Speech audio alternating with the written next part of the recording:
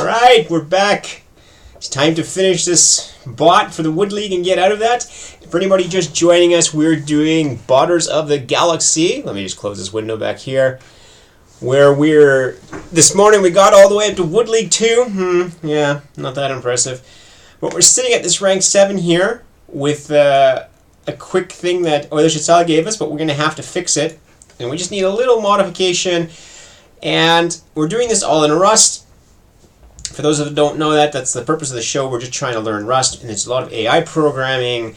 And this morning we had a good time, got a lot of stuff done. There was a lot of setup in this competition. So this competition here, you can look at the screen. Let's just play one of these.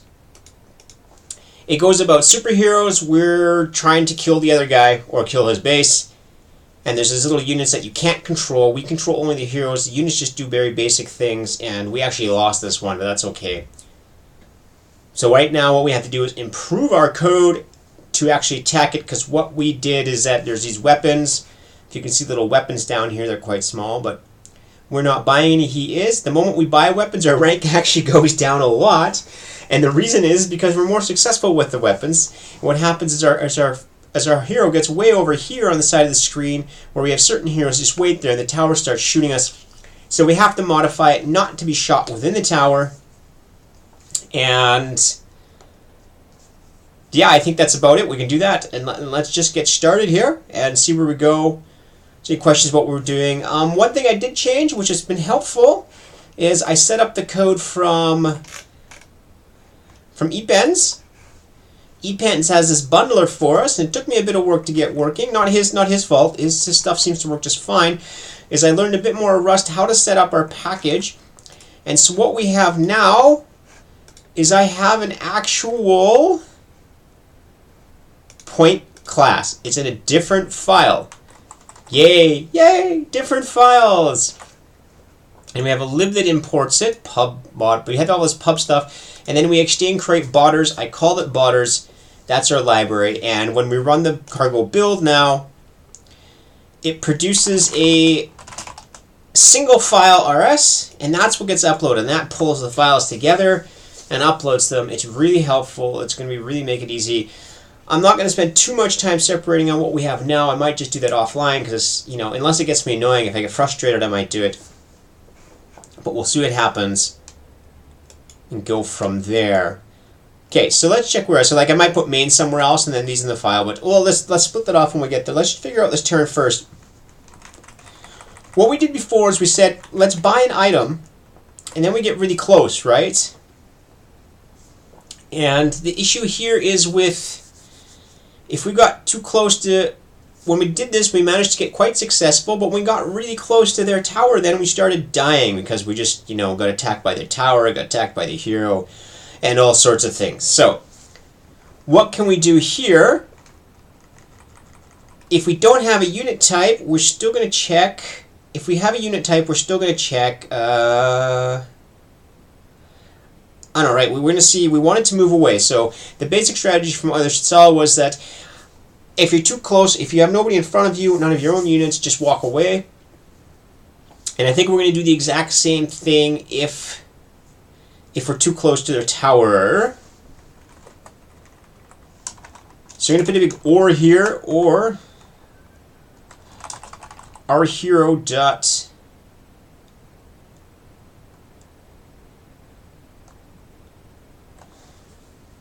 wait a second, I screwed this up.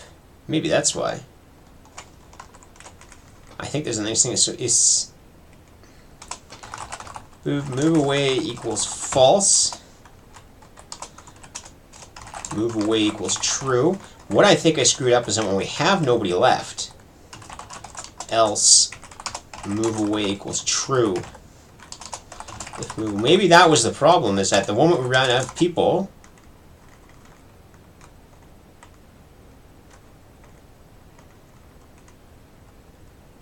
yeah, that might be it. That might have been the issue. But he might have included the tower in his unit. So let's see if this actually works. Get rid of this return. The only thing now is we have to run this cargo build each time.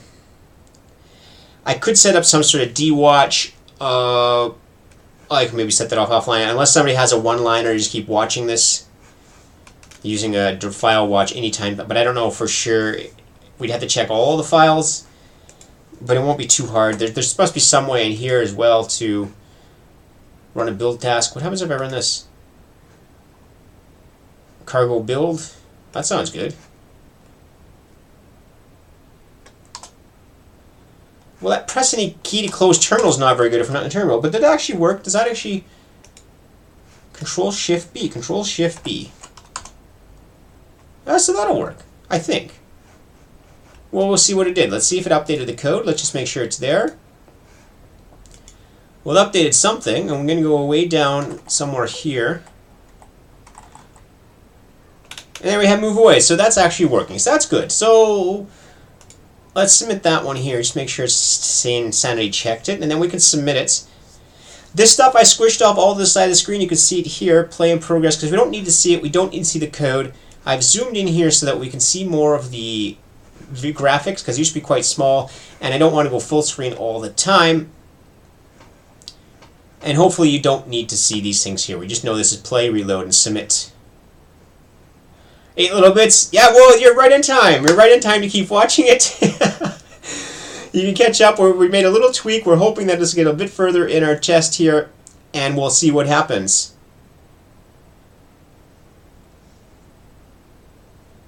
I hope you enjoyed the first bit. You saw where we got stuck.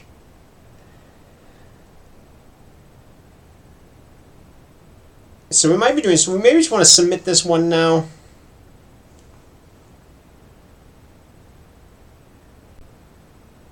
We get hit a little bit. It's all been good. Good, I'm glad you enjoy it. I think it's lots of fun. All right. So we took a bunch of damage there, but let's submit this. Let's see if we're doing any better. Bit dangerous here. It's always fun. Because you see the 6, we're going to suddenly drop to 300 because it seems to reset where we are. Boom, and then lets us go back up. They should give us the benefit of the doubt. Oh, and there's more people competing now. Way down to 403, so the longer we stall in this Wood League, the harder it's going to be to get past it.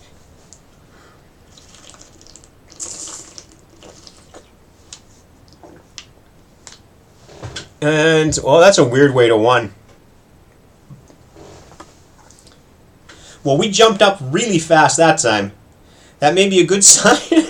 We never know. We're buying weapons, though. You see, as soon as we have enough money, we buy a weapon.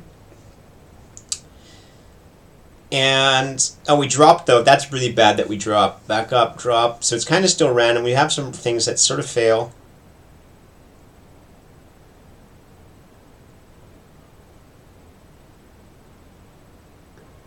And their tower, I don't know if it confirmed, does the tower attack? I think the tower always attacks the closest unit, not us, so we should be fine as long as there's a unit there.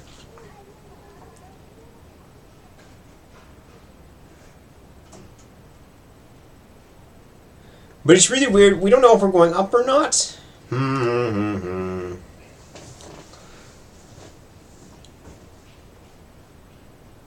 So I was a bit delayed today because I was waiting for some guy to buy something off me, you know, eBay purchasers. He never showed up, so if I get the door ringing sometime in the show, I'll just pause it and go sell him whatever he bought. I think he bought the Congos.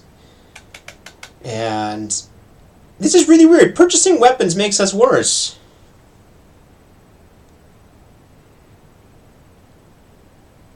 Terrible, terrible, terrible. And we're going to have to keep track of the weapons because the game doesn't tell us which weapons we own.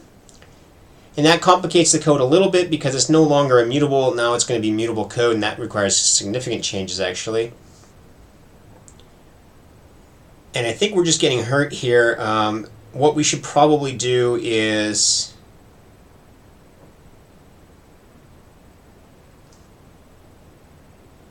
Do we just die? Are we dying in these ones, or are we just not winning? So we're not collecting too many points, but are we actually dying? I'm concerned more about dying. If we're dying, then it's not good.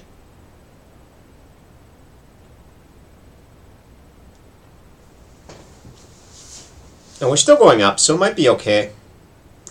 It's very random, up and down, and we've completed half our battles. We don't know So down to 84, 73. My logic for buying weapons is pretty bad as well, and we should somehow look for something better.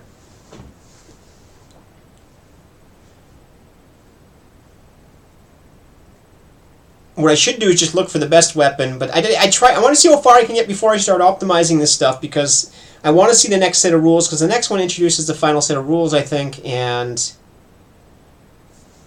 so we still have the problem. When we get close, we get hits, but we are still going up a bit, and we don't have to get too far up. We were at 7 last time.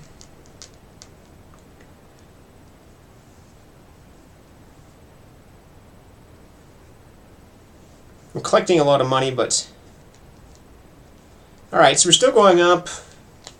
So this is just waiting for it. I mean, there's only so much we can do. I don't want to start tweaking it just yet. I want to see if we actually make it, because we're so close, and this little tweak, I'm hoping we get it up there, because I just want to get out of this Wood League, because they're supposed to be, because the next one has multiple heroes, and that changes quite a bit. That's where we have to actually structure the code a bit differently. Alright, we're going to probably win this one. As long as I don't die, we should win this one. Yeah, we did win that one. Alright, in the case that we don't get it a Wood League, let's check at some of the ones we lost and figure out why we lost.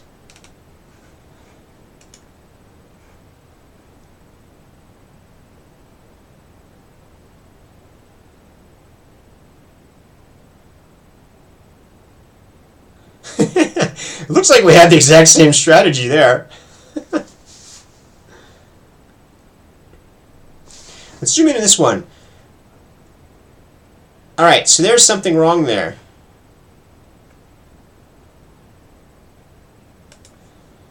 We got ourselves killed, I think. And that shouldn't happen. Our strategy shouldn't let that happen. Let's zoom in on that. So we're Iron Man over here. We kill them all, then we walk forward. They do a little dance here. Then we kill his. Good. Then we walk forward. And we take a whole bunch of damage there. Which means we walk too far forward.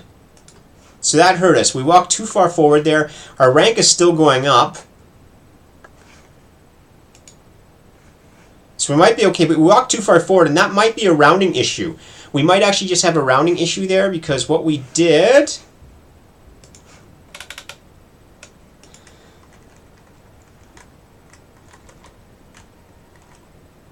is less than, so this might actually be less than or equal to, and so we're saying the closest unit is this to our tower is less than our hero to the tower. We should probably put a bit of buffer room here, because it looks like we might actually be slightly off.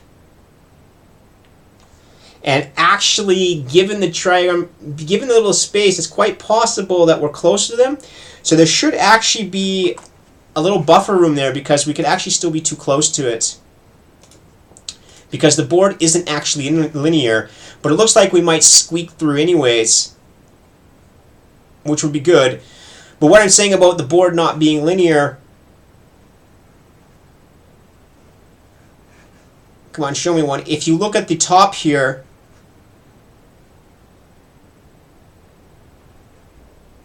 oh well, if you don't look at the top there, these guys, there's a width to this thing here, so it's quite possible to have one of my guys up here and me down here, and I'm actually closer to the base than he is, but the enemies will be closer to me than him, and so I've not really accounted for that. It was just a rough calculation, and I'm probably going to add the projection. I wanted to split it off and do tests, but we should add a projection, just saying based on that.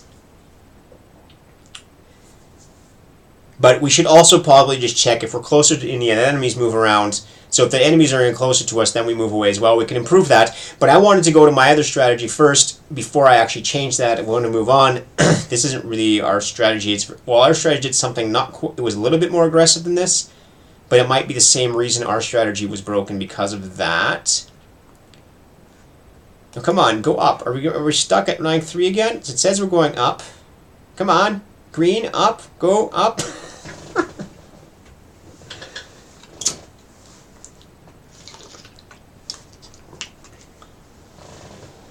Come on, up. We don't have far to go. We have one little bit. That little bit isn't about being closer. That shouldn't be too hard to fix. But we only want to fix it if we have to. Because the second league is, we get a second hero, and that changes it significantly. Did I actually not... Did I run out of battles, and that's why I'm not going up? I ran out of battles. Damn it.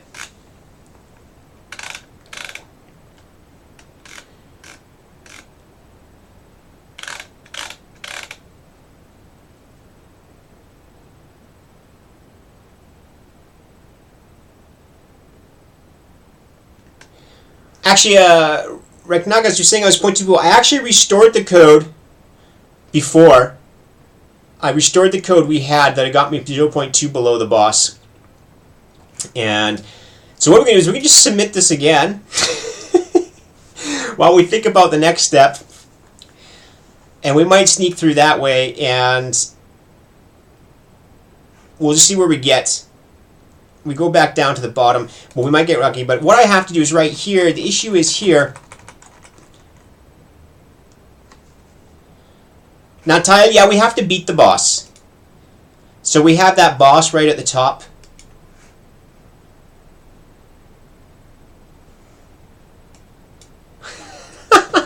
So, yeah, so Natalia, there's this rocket boss here, and we just have to get scores above him.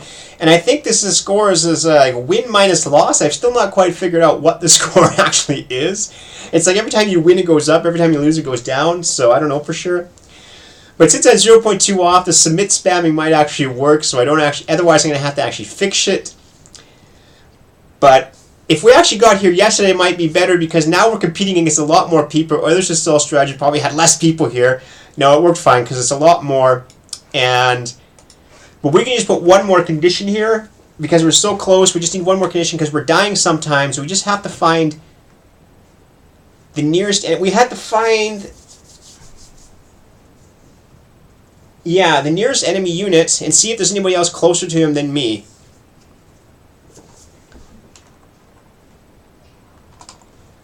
Let near enemy equals self.them.find nearest unit type.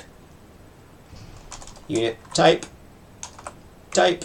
I know there's a unit type. This RLS is just not very friendly. Nearest type to our hero dot position. Unit type unit. Okay, it might not actually have one. If let's do CU again equals near enemy. Okay, now we want to find the closest of our unit type to him.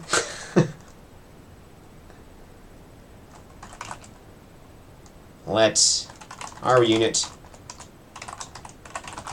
equals self.us.find nearest unit type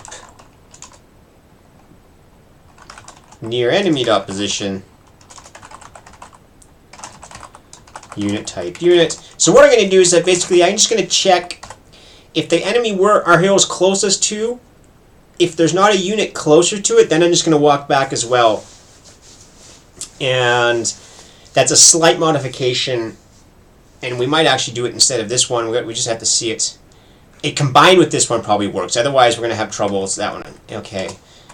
If let some our unit. Oh, yeah, thank you. Thank you. See the value of having nicely named functions? You can have random people looking at it and tell you did something wrong.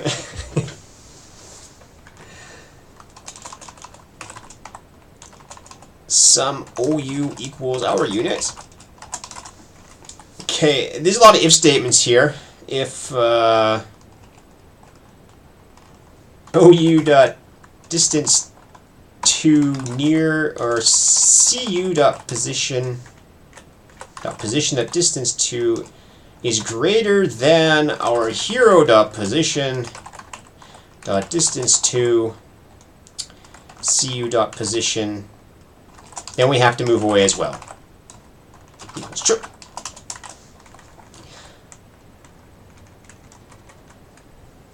This is basically if we're too close to the enemy, we're closer to units than our unit, and move away. Keep our units between us and enemy. And then we buy crap at the bottom if you want to. Let's Control-Shift-B. I wonder if I can make a default. Oh, we have errors there. I probably should have checked the problem report first. Yeah, I want... Oh, I didn't compile that before. Oh, that might have been enough, too, to make it. Alright, RLS doesn't understand a lot of things, so let's just do it this way. Near enemy, not near enemy position, I want edA position.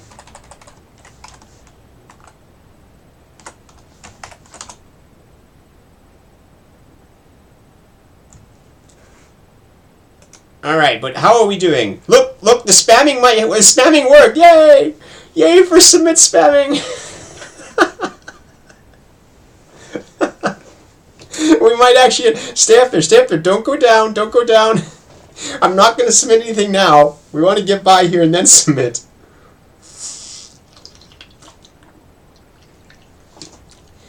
See, I think the thing is that Rocket Boss, he's actually competing against the other people. So if you have other good people there, they can knock down his score temporarily. And that might be just enough to get in there. Okay, but whoever Thorb is here, Thorb's doing like a wonderful job because he's got like 25% and he's way up there. And so Benoit, you notice it snuck Benoit up too, because he was also below, just slightly below, and somebody's pushing Rocket Boss down. Yeah, I know I can still go down, and I am going down, but I have a good gap. I have a 1.4 gap, therefore we might be okay, and that's taught us a bad lesson. It's taught us that submit spamming would work.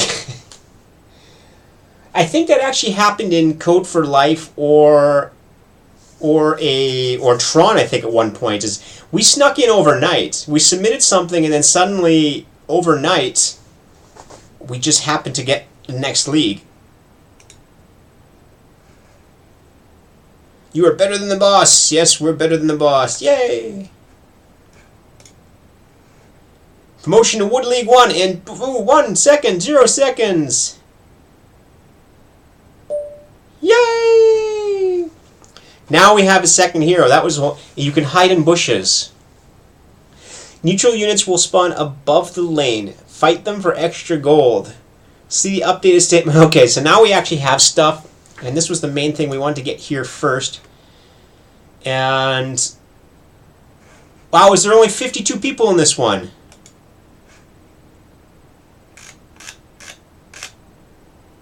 And we're going up, so let's see how well we do with our old strategy. It can't possibly be very good, because one of our heroes doesn't do anything. Shouldn't we submit 2 commands, though? We have to be submitting 2 commands, so we have to see the 2 strategies here.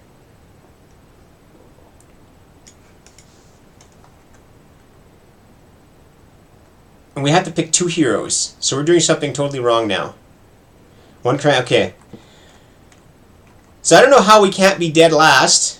How could we fail right away? There's no... Okay.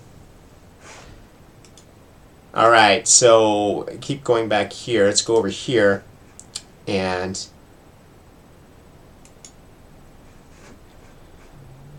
yeah. Alright, so close this and...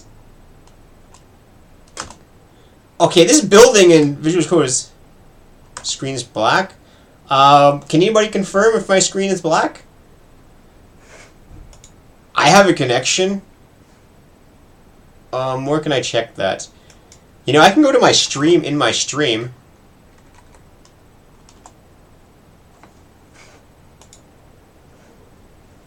I appear to have a connection. Oh. That's weird. My connection's solid. I don't think I have an instability. I can check my own connection on my side. Are you guys hearing me, though? Oh, this is weird. I think it's Twitch. Because I couldn't get to my channel right away anyways. That's weird. Right, you can see it right there. So just to make it fun, a nice little time loop. we can see the time loop here. So whatever problems there are, I don't think they're from me. They're from Twitch, and this kind of sucks. You can see it reload and reload and reload again, and this is no fun. What is Twitch doing? Come on, Twitch.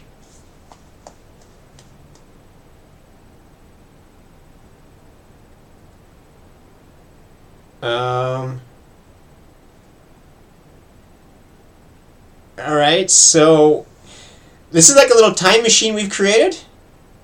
I can put sound on here too in the time machine. They're from Twitch, and this kind of sucks. You can see it reload and reload and reload again. And so if I keep talking, we'll get echoes. Come on, Twitch. I think we'll get echoes, won't we? Or how's it working? But yeah, you can see it loading back there. And you can see the lag, but it looks like it's working now. But if we keep going back, I turned on the volume, so we might be able to have... No, see, it's broken again. Come on, Twitch. Don't be like this. Don't be like this, Twitch. Oh, no, no, no, no, no. But you can see in my OBS... Well, you can't. You have just... Alright, so... My OBS has no brakes. This is like a little time machine we've created. So I have no brakes. I can put sound on here, too, in the time machine. They're from Twitch, and this kind of sucks. You can see it reload and reload and reload again. And so if I keep... I don't know how to fix this. I'm sorry. Let me know if it doesn't go away. There's not much I can do.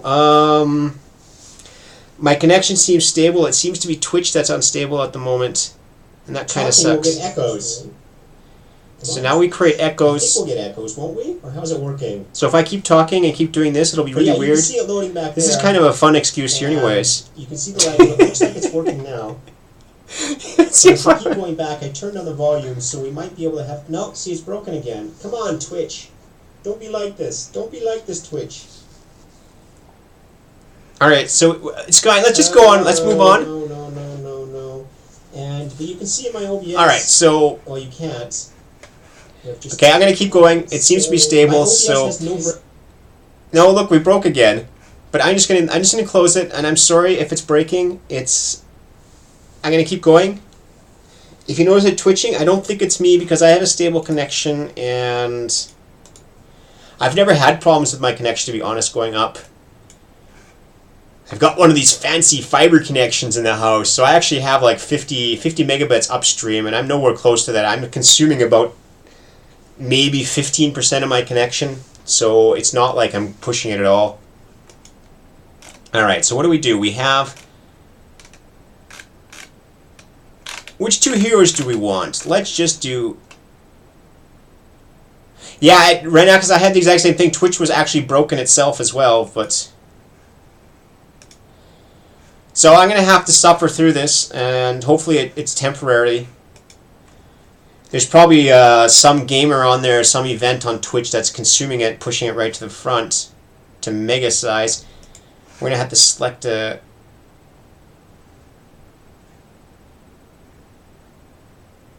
Alright, we're still keeping the same file here, apparently. Oh, we kept the same file. Okay.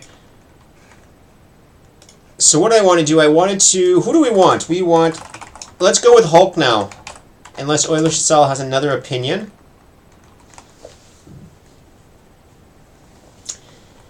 And I'm going to do one thing really stupid to start with. I'm just going to take our turn twice. And see what happens. Because we just need to emit it twice. And I'm not going to use the build command because it actually... I have to keep pressing the key. Alright, so... Let's see if we actually succeed here.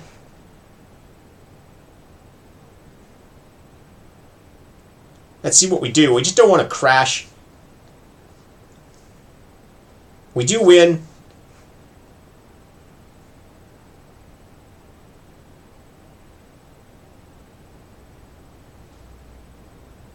Well, I'm printing both heroes now. And I want to see what happens.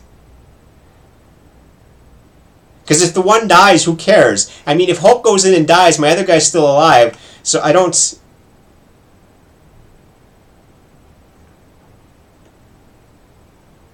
Yeah, that's what I did. I print Hulk, Iron Man and Hulk. So let's just submit this and see how well it does. It makes a lot of mistakes, but I want to see if it's good enough to do anything. No, I don't. I don't. Yeah. My stream. Yeah, we thought lag was bad. The stream dying is kind of annoying too. So maybe I just had to say everything twice. Wow, wow, look how fast we went up. I didn't change anything. Black screen. Black screen. I'll just say everything twice. I'll just say everything twice. So people with a broken Twitch connection can hear it. So people with a broken Twitch connection can hear it.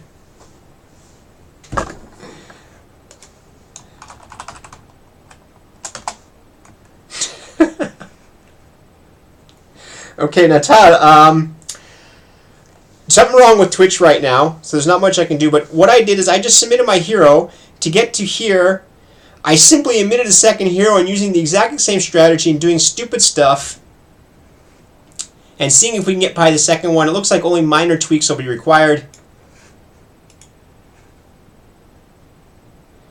because we keep going up and we're doing relatively well, but Boss Widow is pretty high up there. We see it. Hi, Nkoyan. I hope your Twitch connection is okay. Otherwise, I'm going to have to say hi again if you missed it. So to recap, we beat Wood League 2, and we're in Wood League 1 now. And all I did to change it from Wood League 1 to 2 is I said also take Hulk, and I take the turn twice. Now the second one could actually make an invalid move, because we might be able to buy something that's not there. That's the only case. We might buy. That's the only case. But so far, that little minimal change it propped us up right near the top, and we're still going up. So it looks like that trivial change, this Wood League 1 is rather trivial. And maybe it's just here to catch people that had hard-coded one hero, which we did, to be honest. We didn't do anything special for it. And that put us right to the top. So I'm kind of disappointed with Wood 1 League. And I'm also kind of disappointed it's called Wood 1 League and Wood 2 League and not Wood League 1, Wood League 2, but that's a different choice. Alright, so we've jumped up 2 ranks relatively quickly, and for those of you who had a black screen, I didn't change much. But it looks like we'll be going to the Bronze League right away. And that's the top league right now, isn't it? Yeah. Alright, the Silver League opens sometime today. Doesn't say when. Oh no, 3-5. American ordering, come on, it's supposed to be some order of significance. So on Monday it opens up.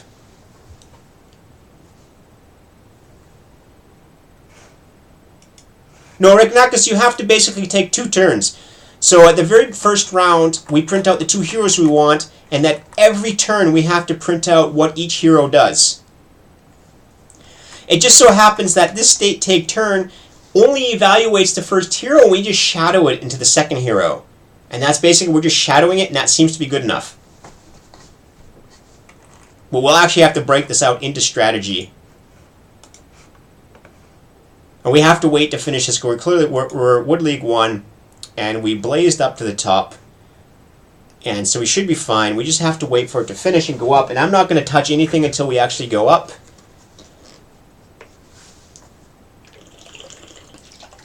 So anybody watching this, anybody has any strategies, it appears to be pretty simple to jump up there. Because this boss is really weak. And I'm guessing that's why there's so few people in this league. Either you just tweak your strategy and get out there, or you don't. Oh yeah, absolutely. Oilers, you're absolutely correct. My boss can get totally accused. Sinclair, we're doing okay, but let me say, Oilers to we might actually be okay. The reason is because Iron Man is the first guy, and my strategy is the safety strategy. So I'm always going to keep Iron Man alive, and it's Hulk that's going to die. And so if Hulk dies, my first hero won't get confused because it doesn't consider Hulk. So I'm guessing Hulk dies sometimes. But he's gone in there and bashed things up a bit, and I just don't care in the strategy. 8 little bits, yes, 8 little bits. Twitch is having problems. Twitch is being twitchy, as somebody else said. Sorry, I had to scroll up. So you're going to get some black screens, and it's not my fault. Somebody on Twitch must be having a good game day, as they do. And like we have a pretty good score, so we should be fine. We'll get up to Silver League, and then we're going to have to do some refactoring. But I'm very happy to make it up to Bronze League, because that means we don't actually have to accomplish anything more today, because we're technically in the top league. And I'm curious to see how far up in the Bronze League this stupid strategy will get us.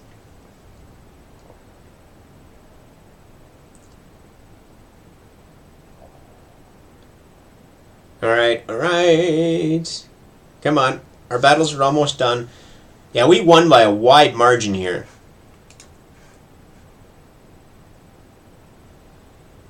We lost a few against the boss.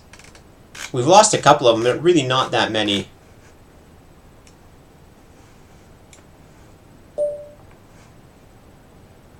Okay, now we have skills. Reknakas, I don't know. I actually didn't read the instructions of what you're supposed to do with the second hero. I just emitted this output twice. When the second hero's dead, I don't know what you're supposed to do for it. I'm guessing it's okay or I never died. Now we have unique skills. That's no fun. Now we have real hard times. Now we actually have to go to the refactoring and figure out what we can do. And now we're going to have to read the instructions. Rank 319, are we going up or down? We're already going down. So that's a bad sign. Oh, we went up. Well, let's see where we get with this. Let's just submit it, just for fun.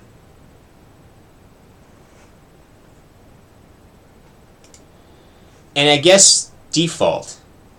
What is it? So we're going to have to... I don't know what if that actually means anymore. Okay. Now we have work to do. Sorry, the fun is over. We have work to do. We have to split this out into two different things. We have to create players and stuff, and we have to do different things.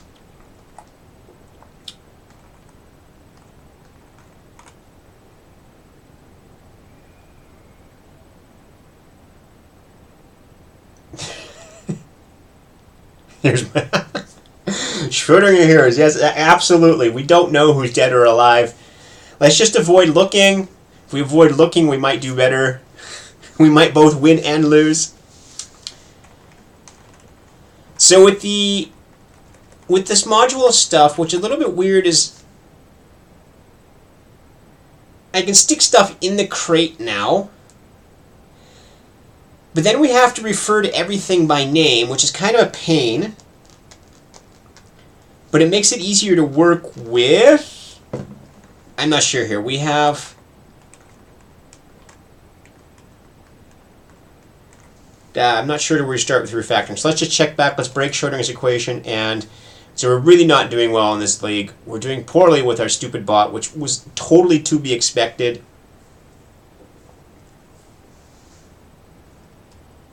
And we are slowly going up, it looks like, but not much. So these guys at the top are doing pretty good. So these guys, I guess, on Monday, I'll get promoted up to Silver League. So if we get anywhere up there, we're just going to aim for top 100 first of all.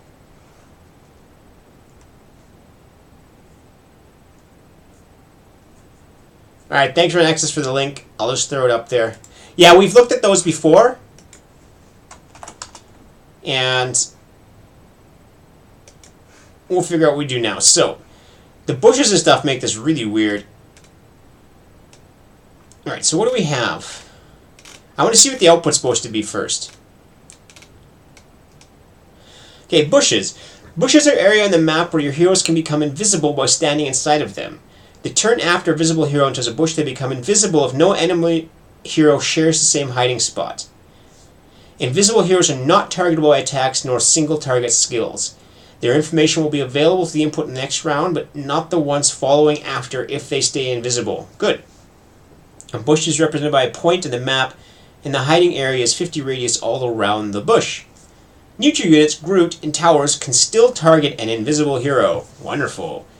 Invisibility is lost when the hero attacks an enemy unit, hero, or tower, or when an enemy hero enters the same bush area.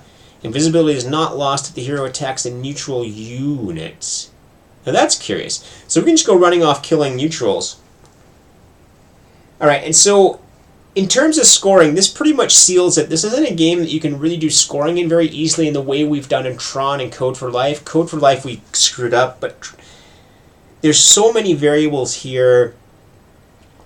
We're going to be hard coding every single strategy, and that's the first thing I'm going to do is I'm actually going to have to break out a strategy class for each person because each of the heroes has its own, and then we have one global strategy, so it's going to be a little bit of an issue how we do this. This is a lot of code refactoring at this point, so it's not going to be a lot of tweaking, it's going to be a lot of code refactoring.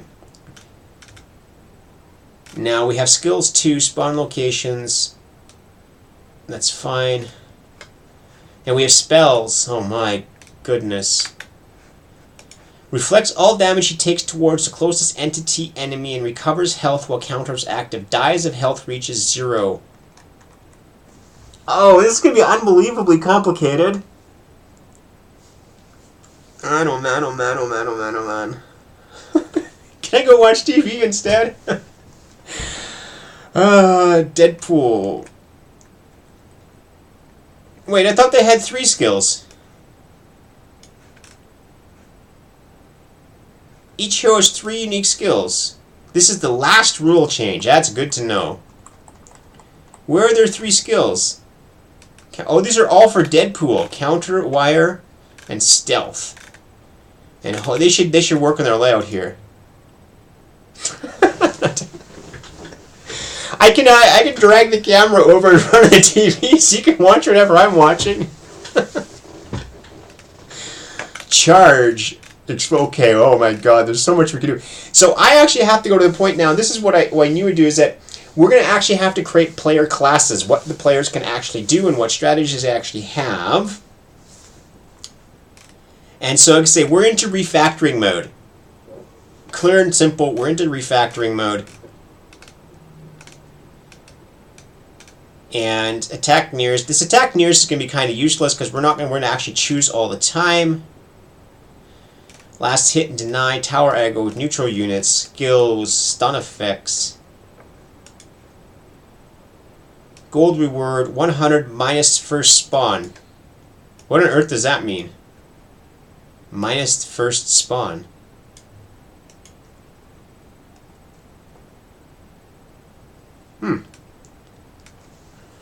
I don't know. You can buy and sell item stats, general information. Now look, they kept the same information in. Overall it looks complex, but it's very simple. Very simple.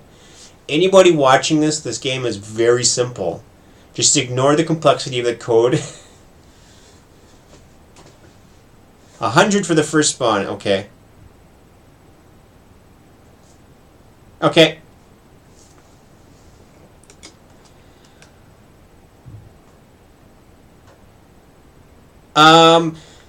We need an actual strategy pattern. You know the pattern called strategy that everybody calls strategy? We're actually going to use a strategy pattern that implements a strategy, where its name actually came from. And the first thing we're going to do though is separate out the hero types. We're going to create actual hero types, a hero base class, and I have no idea how to do that in Rust. How you derive anything. We've not done any of this yet. So this will be curious how we do this. I'm going to have to learn a bit. I don't know if you can derive, and I don't think you can, which makes this complicated.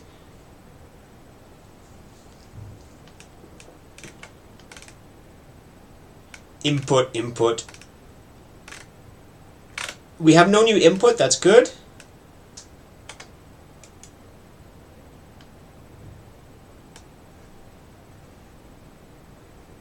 Alright, so we just do it. Even if we're dead, we don't have to do it. Avers, there's no deriving. So how do you do like virtuals? I mean, how can I implement a hero class?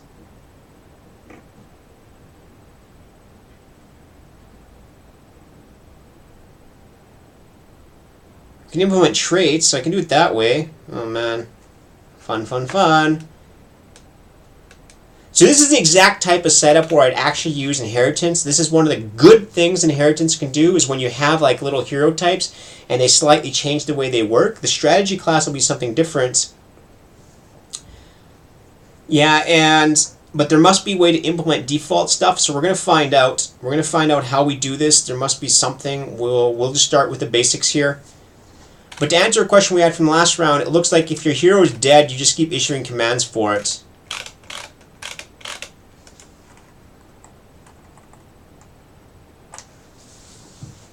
And we're going to start separating out some things here first. We've got nowhere here. It's good. And how do I do this now? Where do I start is the big question. Where do I start? What? Somebody bing me. All right. Well, I can't. Yeah, they need a tab there.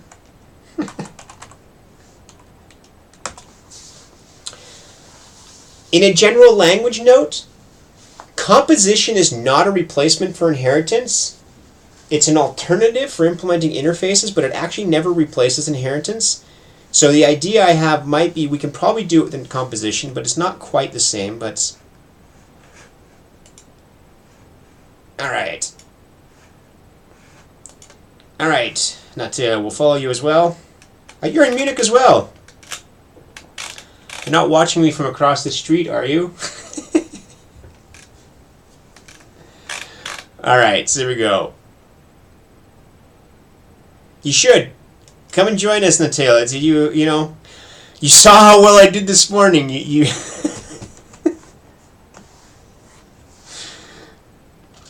Oh, that's who you are. Hi, Tom. Well, you should have signed up with a name I know.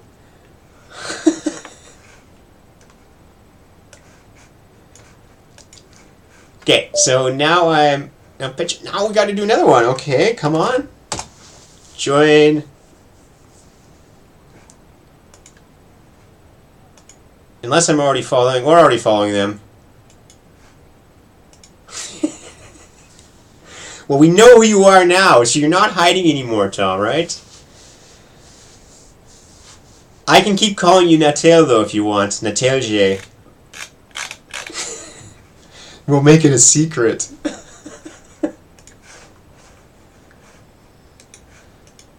Alright, refactoring time.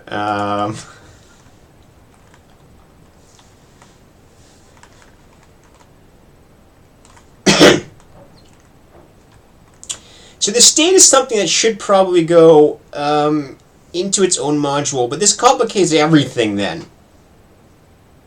Everything, just everything.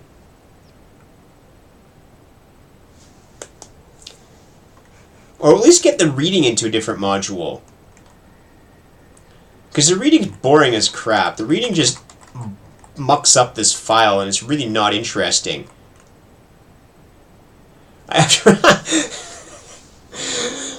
Sinclair, you want me to write even more? That's not a nice joke. You know, it just auto. Chances are, if I wrote the bot, it'd probably follow you 100 times, and then go follow the wrong person a few times, and then unfollow the first person. That's what would happen if I wrote a bot to do the following at the moment. Right? It'd be Wood League following, right? We need a Silver League bot to do it correctly. Alright, let's start splitting here.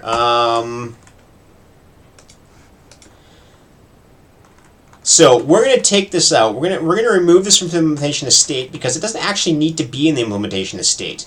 We're going to start doing the Rusty way, which is the C way. And I'm being honest about that a lot of the stuff you do in Rust, they seem to have preferred C. They don't like object-oriented programming. So instead of implementing structures, you just put stuff on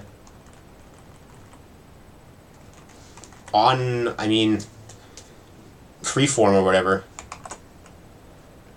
Put this back in source and call this state.rs. All right, thank you, Sinclair. We'll take a look at that. So at this point, our goal is that for tomorrow morning, by the time we get there, we actually have some clean code, because it's going to take that while. Trait.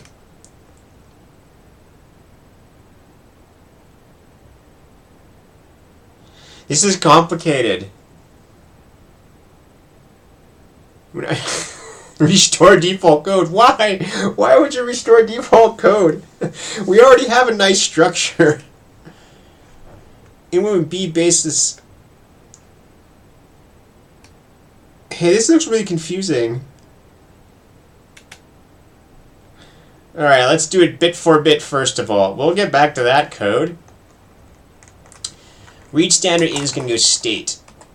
And actually, I want this to be not state. I want this to be alt file as state input. And we need to use mod. Actually, I don't know how to do this. I honestly don't know how to do the structure, so let's see what happens first. Pub. Let's open state as well.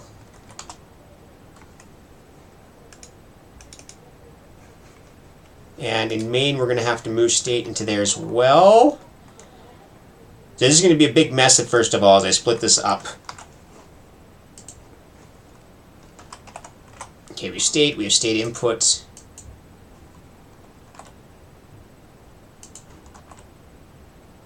We're going to have a bunch of pub stuff, main.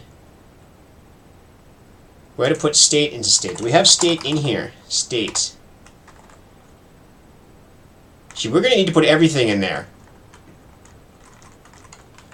Here we go. Let's have fun. Main becomes a shell of a function. Let's put everything in state for now. And main is going to be use botters. We don't even need the point. We need botters state. Use botters state input. Whatever the hell is in there.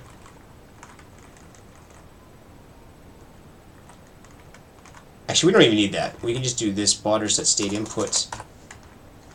Then we can do state input read from state, and that becomes a state. And then state input read standard in and state and mut state. And this RLS is completely useless at this point. It just can't understand the structure. This parse input is going to have to go way over into state inputs. Isolate that a bit.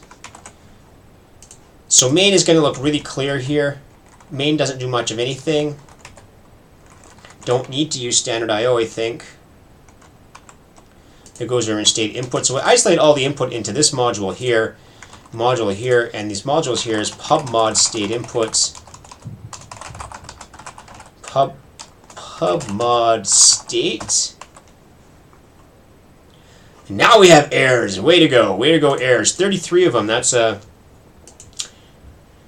So state doesn't need to know about state input. That's good. But this one needs to know about state. And how does that work? I'll figure this one out. Let's see what the first error is. Cannot find state in this thing, so I have. Do I stick state in here, or how does that work?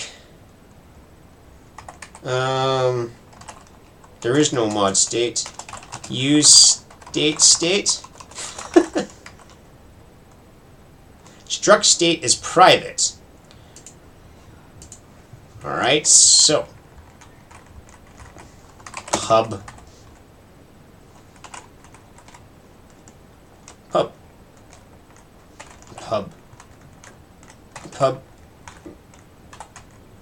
state, pub player, pub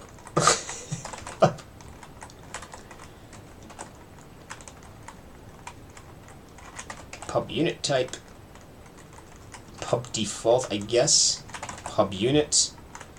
Really don't know what I'm doing yet.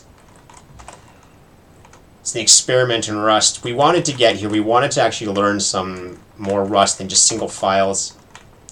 And this is doing it. Wow, and that gave us more. Oh, we have to make every single field public? Oh, come on.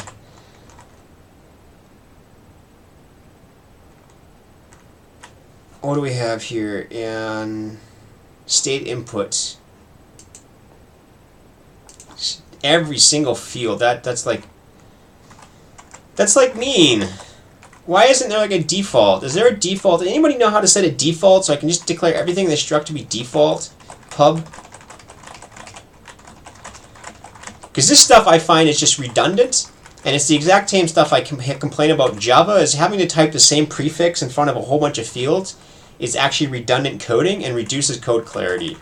So I'm hoping there's a way that we can get rid of this, that we can just say the whole thing's pub by default. For now, we'll just do it this way.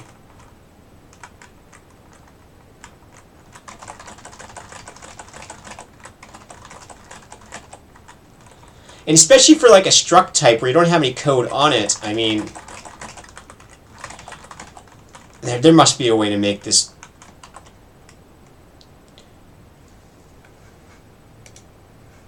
Cannot find map entity. Let's just do this. Use state star. Because that's where we're at. And use point star. There we go. Alright. Down to 21. And mut. Can I call something self? Let's find out. That would simplify it. No, you can't. Let's antagonize some Rust people by calling it this.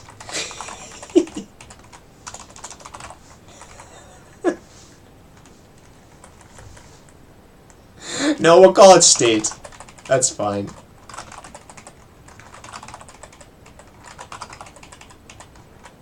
State.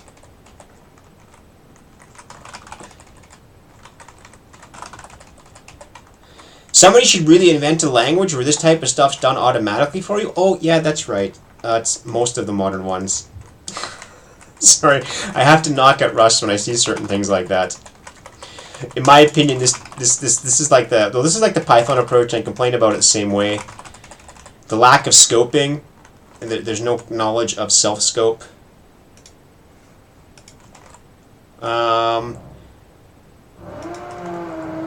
Oh great, drilling in the house. How do you import constants? Maybe if I put a pub on them? Aha! Unnecessary visibility qualifier, thank you. Pub default, okay, why is it unnecessary? Don't know, don't care. State. Unknown point 2. Use point star. Hey look, we're getting closer. We're heading closer to code that's in multiple files. We have no idea why it's unnecessary to put default pub. Ignore the drilling sound. I don't know where it's coming from.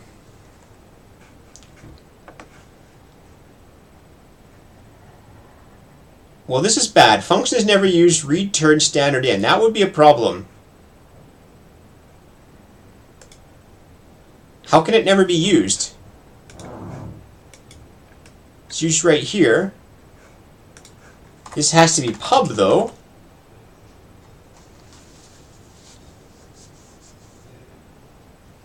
Trait impulse or pub. But why is the data not public by default, Everest? So that the implementation is public by default. Okay, I got it, because that's like an interface type. So that'd be like C#. Interfaces are public by default because there's no point to making private parts because you can't call them. Get rid of this comment. Alright, now let's see if this still compiles. Alright, let's look at this single file. We've done a lot of stuff now.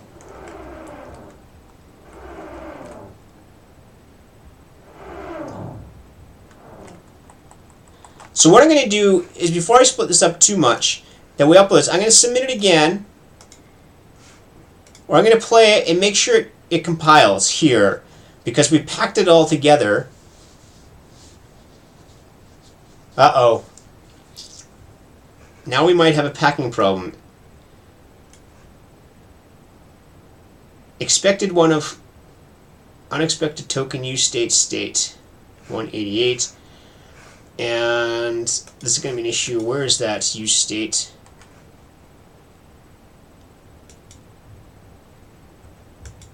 Where do I even say use state? Use state star. What's that question mark? Dglob import. No! Why don't do that? Why on earth would you want to do that? Stupid suggestion.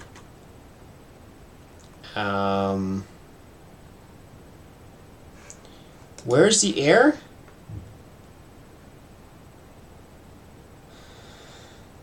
Pubmod state, use state. Where am I doing that?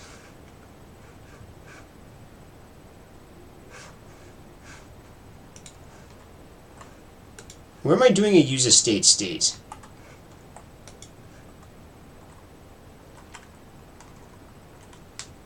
Right there, I guess.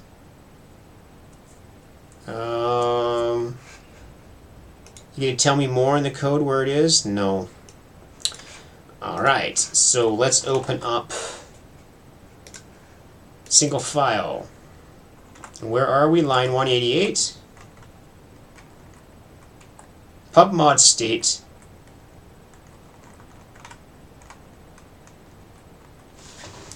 So our packing script has done something wrong, I guess. Up to this point has been good. And then in main it's done something wrong. Extra graders. And the lib is pubmod state. Oh, this would be tragic if we can't split this up into multiple files, because I really don't feel like maintaining this in one file. Use bodder state. Use bodder state input. And why is there's a pubmod stated? So it screwed up something in the single file. Can anybody see what's wrong in the single file here? Pubmod point, pubmod state.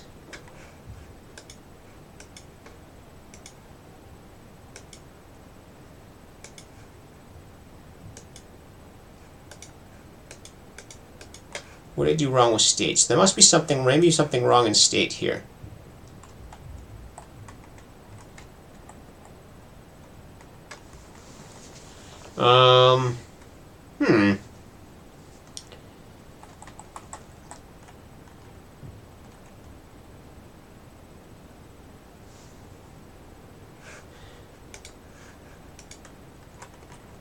Yeah, that would look like it, but where is that coming from? Return standard in.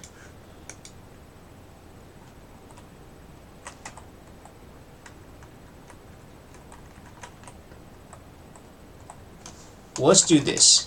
End of state input.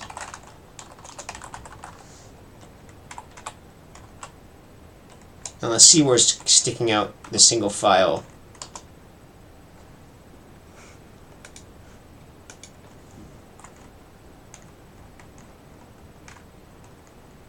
Well, that changed something. That's weird. Why did that change something? Where's the revert function?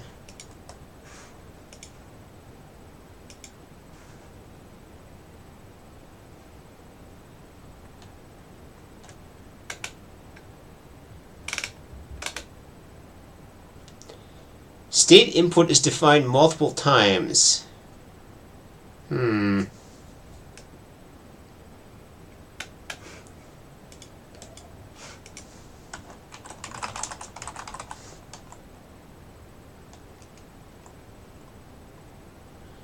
Pubmod state input. End of state input. Use state input. Use state input. State input. All right, this is going to be a bit of a problem. What's its error? It's complaining about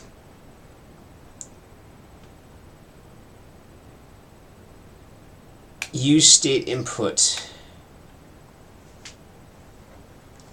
Okay. How do we fix this now? We're using the apen as a script to pack this into a single module. If that doesn't work, must be some way around this.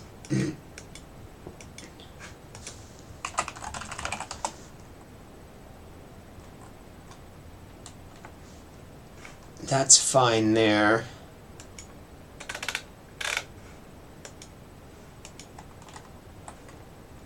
So is there any way we can fix this? Is there anything? What are we doing wrong? Are we accidentally doing something wrong? Pubmod point, that looks okay. Pubmod state input uses point, that's okay.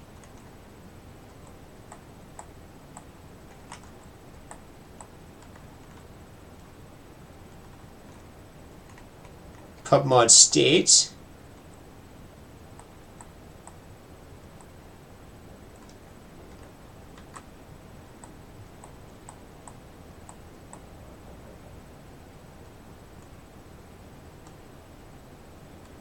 What does cargo format do?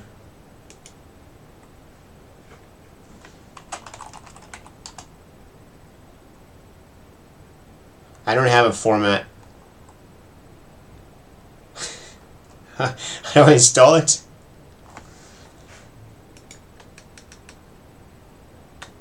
What if I don't do any using in main? What if I just do this? Botters state. Botters state. No, botters state input.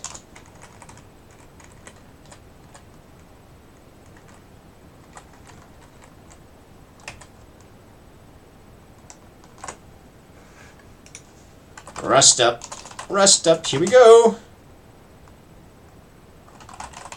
We're copying that exactly, assuming that's correct. Rust format preview.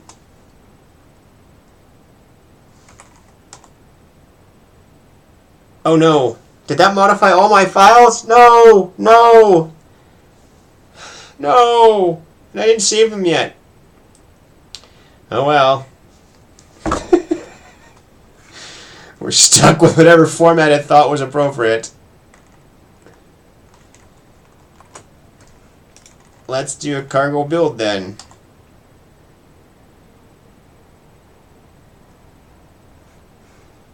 Now does it do something useful?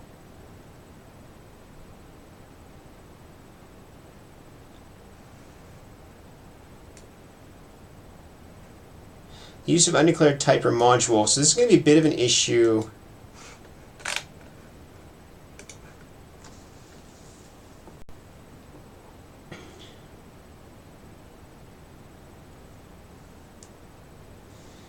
You know, we could probably do this main program.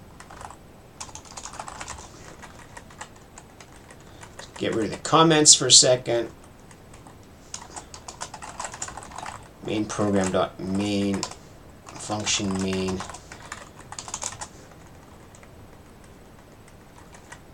And then do use botters state input.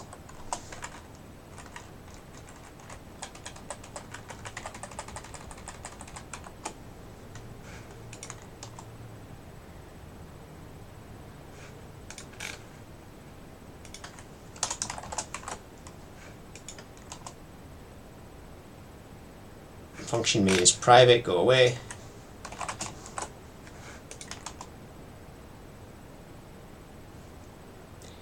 Alright, does that...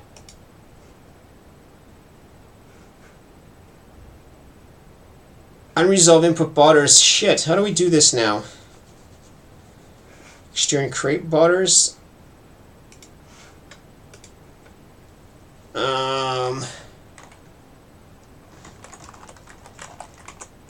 Can I put them inside a module?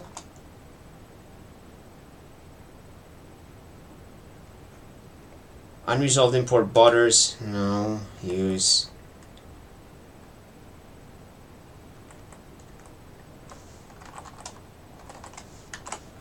I don't know what I'm doing here. I really don't know what I'm doing here. It's referencing botters, which is a problem. So the packing material is going to be an issue. Wait a second. Why is this giving a single file here?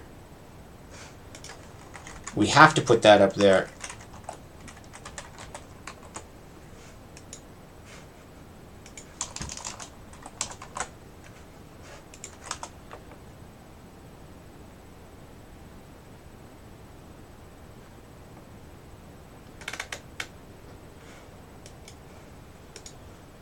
Now what's its problem? Use state, that's a module. State is a module. Those are all good. Single file is doing weird stuff.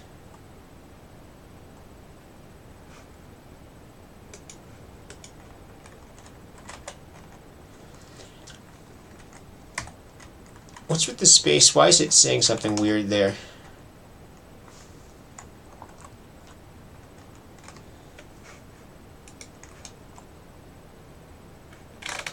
Use of undeclared type or module, lib, state input. Unused import.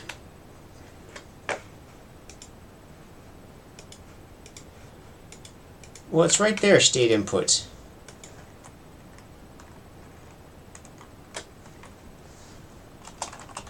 Use state input? I don't know. What's his problem here? That doesn't sound like it did a good thing.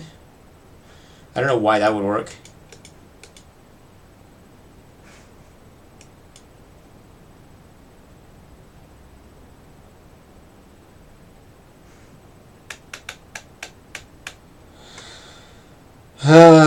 File contains an unclosed delimiter. 501. No, it doesn't. Alright, so we may have a problem here. I don't care about that. That's an error. It should be a warning. Okay.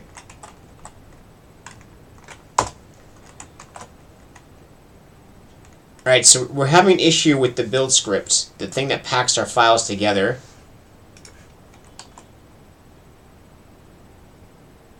And what does single file look like?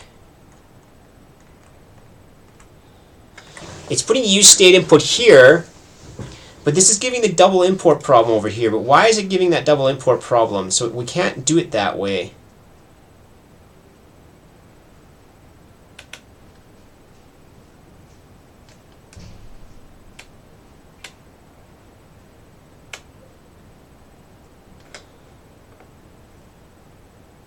Pubmod state input, use state input.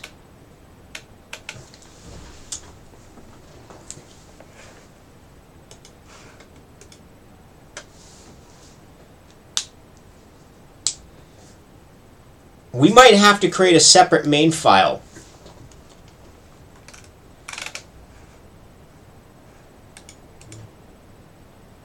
Right, so we can create a main. Because we're going to have to run it locally and there, and it looks like we're going to have to patch up the format.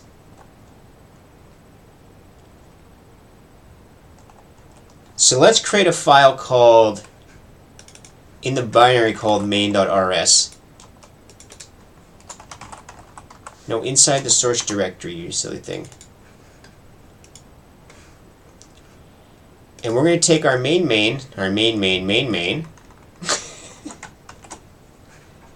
and stick it in the main. Well, we can just use state input. And it has a public function called main. It's poorly named, but that's okay. And then our main RS file, which we don't use yet, is going to be string create botters, use botters main. Main. And that should compile.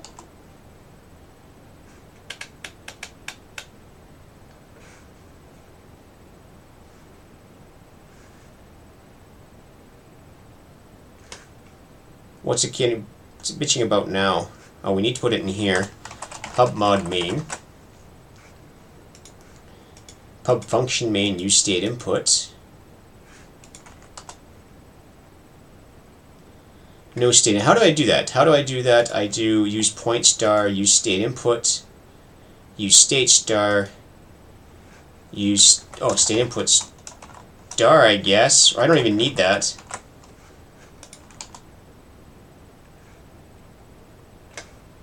Well, fine. Then use state input star and just do read standard in? That seems weird.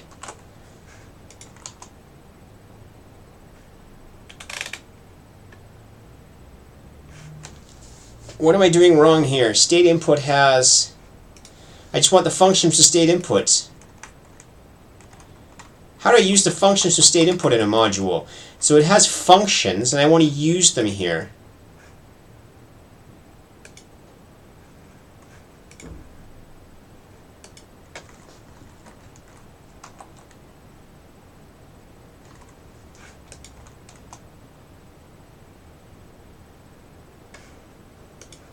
But I'm not missing a crate. It's in the same module. And over here I didn't have to do it. Over here I just did use point. And here I did use... Okay, so something's wrong here. Let's just rebuild it from cargo. No, we did do that. Scratch my head literally figuring out what the problem is. State input, missing extern crate state input. It's not a crate though. It's a module. And now I'm confused as to why it's not working. It was working, so I need some rusty help here figuring out why would this not work. I don't want to import everything. I want to do state input. No, but I want to use read. Let's run again. You know, hoping for something to change. What could possibly be the problem there? Well, it's not a crate though, so if I stick this in, it's going to whine at me. State input. Because it's not a separate crate. It's definitely not a crate. It's a module. Yeah,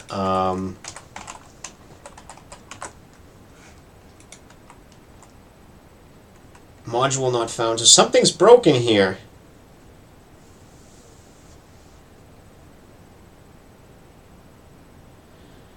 Name the file main state input rs. Or is main somehow a reserved word or something?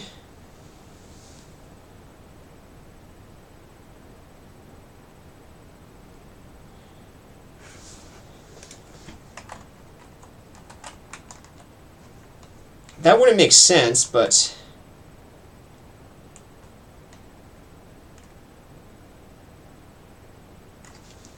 why can it not find the module? This is the big question now. Why can it not find the module state input? Whereas state input had no problem finding these other ones. Use state, use state.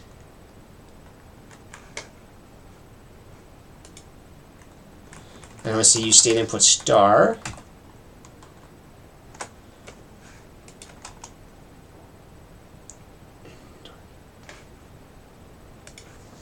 So I'm going to do state input. Okay, so I have an issue with Rust here. Now I got to figure out what that could possibly mean. Why is it not finding it? We found point works fine. So point's fine. We don't need to look at the cargo file. We have a bundle file, a lib. It includes main. It includes state input.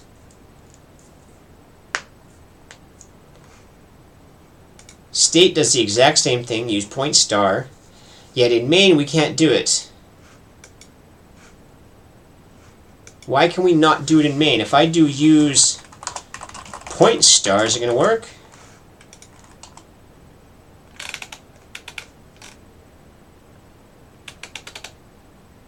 It does. Is main somehow special? Well, let's change it then. Let's do this.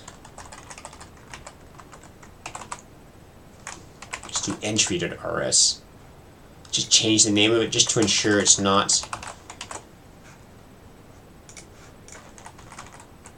entry.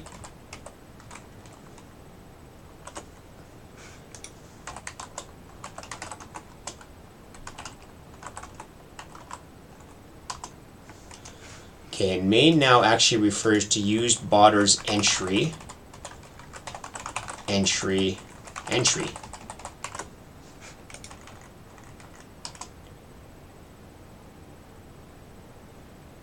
Really? Is main somehow a reserved word? That's silly. Something... Now let's hope it works. Please work this time. No.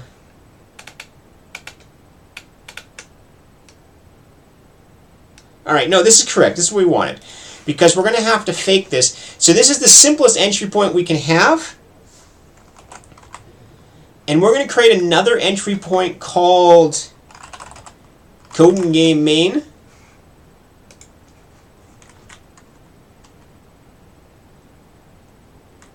Which takes this out.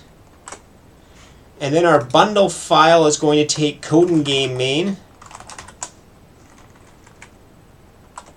And let's hope that fixes that.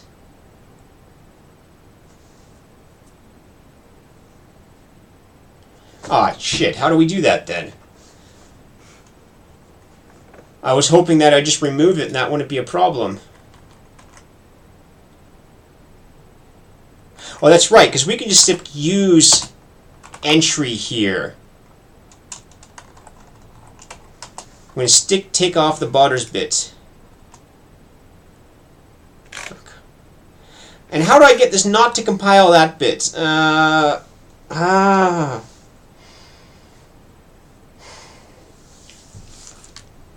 don't want it to compile this file. Cargo, don't do it.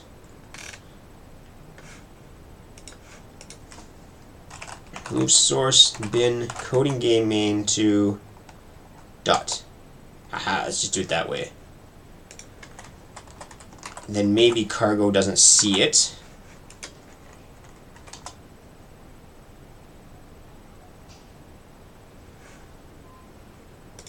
What does our single file look like?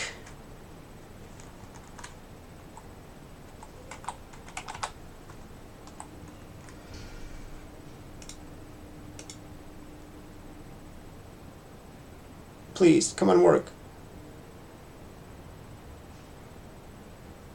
Alright! We tricked it into working! Alright, so what we did, and I think I'll have to tell ePens about that in his packing, is the issue here is that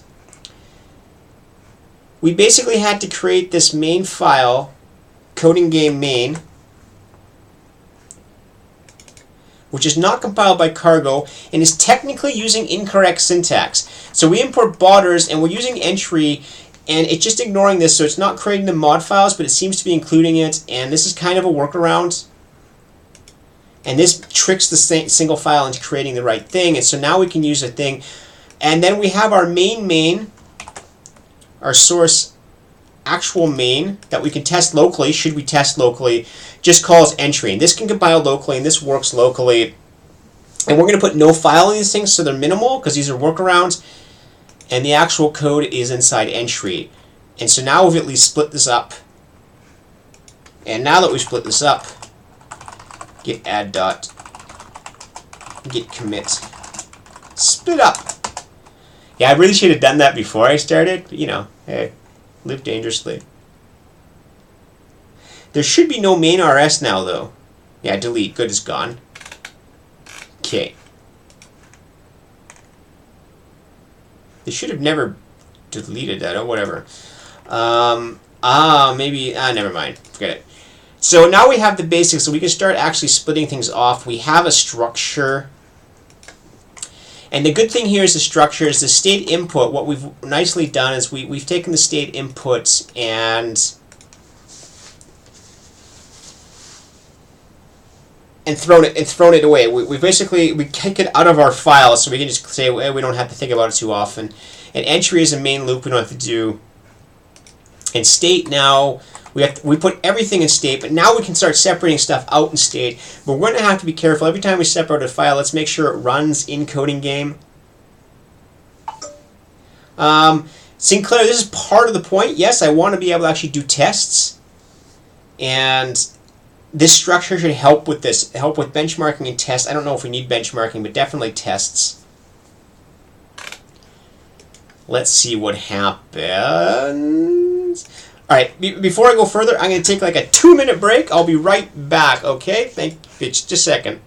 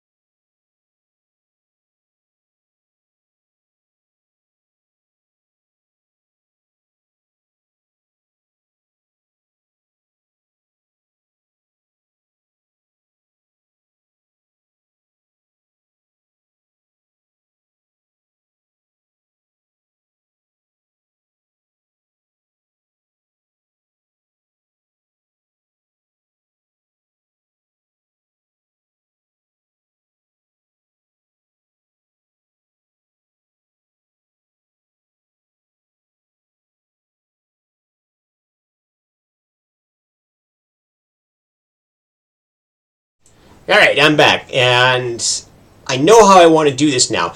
And we have a bit of an issue here that the state that the program emits, like the data files it's giving out here, like each turn it emits a state. The state is incomplete. It doesn't have certain information. In particular, it doesn't have the items we own. It just has a number, the number of items owned. So we're going to have to figure that out. We're going to have to figure out what items we own. And I'm going to take that thing first. The first refactoring I'm going to do, and now I really wish we could actually go back to a wood league to make sure I'm not making mistakes here. The first thing I'm going to separate out is, instead of printing stuff, the step function is going to return a turn. And so we're going to have a turn class that defines what we want to do, just like we did in Code for Life. Because we have to have 2 steps here. And this is very important for Rust. It's not as important for other languages, but for Rust it's very important that our state has to be completely static at one point. So we have to be able to read it without modifying it. We're going to produce the turns, and then we're going to modify it afterwards. Alright, so we're going to create a turn class. We're going to create a turn something. Yep, exit.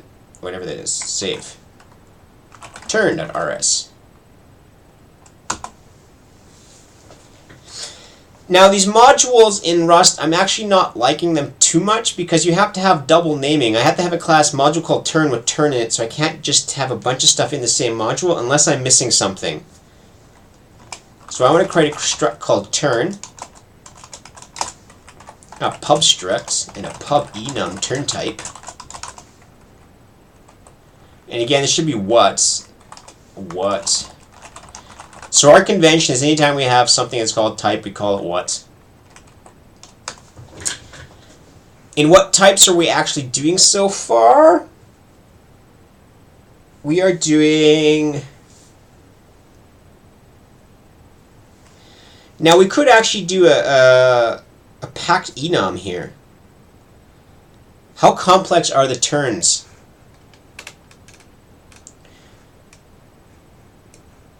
Very simple. Very, very simple. So, let's actually just have an enum. We can wait. And we can move. And how does this work again? I32. We're going to have to check this one out. Rust structured enum. I need an example. Rust by example. Enums. Give me a good enum. Alright, U32, U32. Okay, that's exactly what it is. Good. Can these have names? So the limitation here is we don't have names.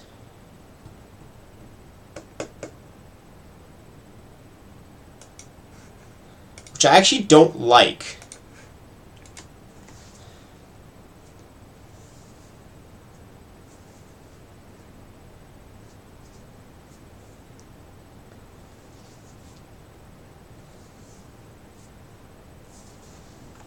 Well, we can do it this way, though. We can say .2 instead. Use point star. Let's try it. I'm not convinced this is the best way. Attack in the unit ID. Attack nearest. What does it take? Unit type.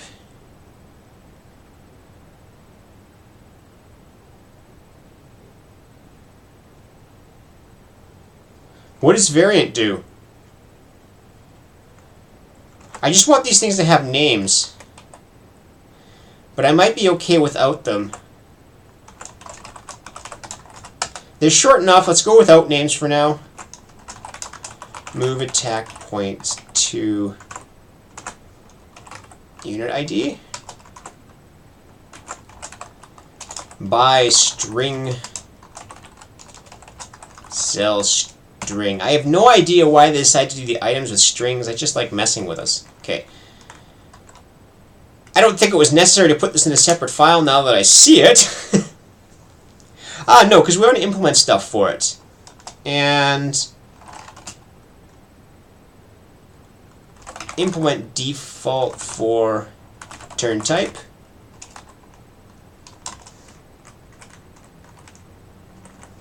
So that would work? Like position like that? Is that what you're saying, Everest?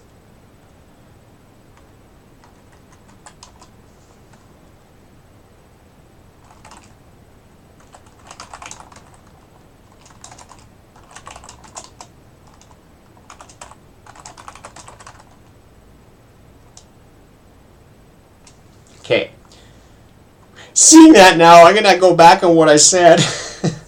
I actually do prefer it with names better. The issue is I know unpacking this is going to become a real pain.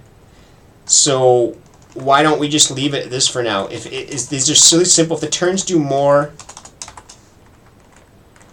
we'll do that. But we're going to leave it for now, and we'll unpack them. I think it's short enough that because we have move and attack, it's not completely clear in the name, but we can live with that for now. And we want to do an emit string. Get commands. And this is going to return a string. Okay. So we're going to match. Oh, we need a self. And self. Self. Can we match self? Wait. So now we're just going to convert the commands out to something they can use. A move. Move.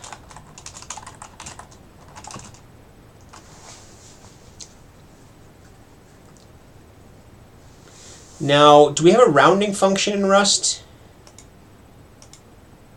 Let's use this. Round.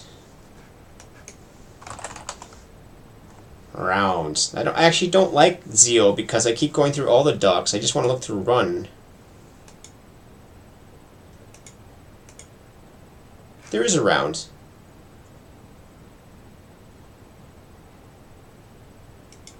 Alright, so we have a round. Attack position. X.around is I32. Position.y.round is I32. And this has to be a format.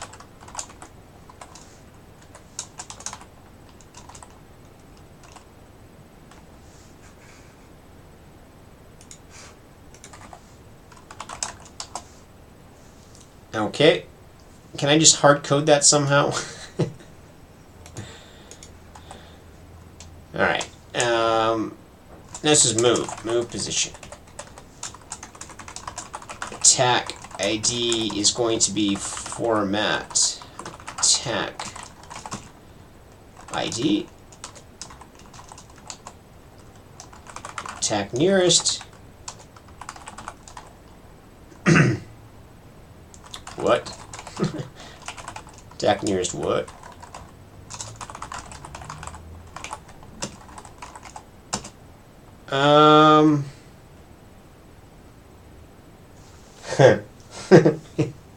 Shit. We're gonna have to go to the unit first. Unit type.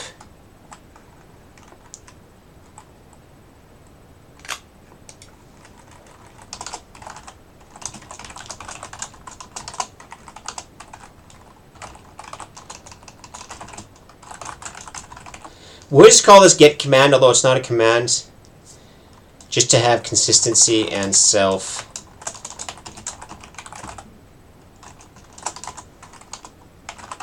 Match self. Tower equals tower. Unit equals unit. Hero equals hero. Groot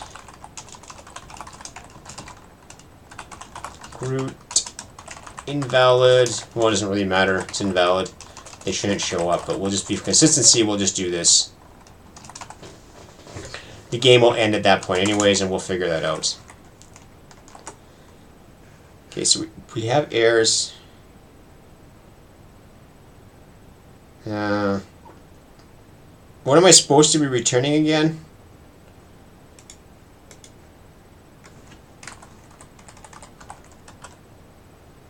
Come on. Why do they make it so hard to do strings? Just give me a string. Let me return a string. String reference. And stir. What's the difference between a stir and a string? And why? Why is there a difference between a stir and a string? I don't understand the logic in that. I want to know what's the difference between a stir and a string. It keeps coming up. And alright, this is going to have to be a format, otherwise you're going to have the same problem. Because that would be a stir, not a string, and you can't convert them. Alright, so we want to do what.get command. That's why we went over there. Move attack position, comma, ID. Format. Okay, these are getting long enough. I'm going to put them on new lines.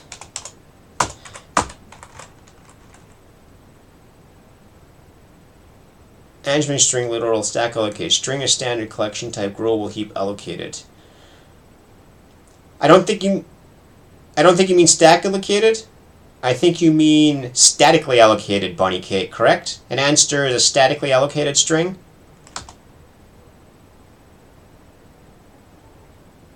Okay.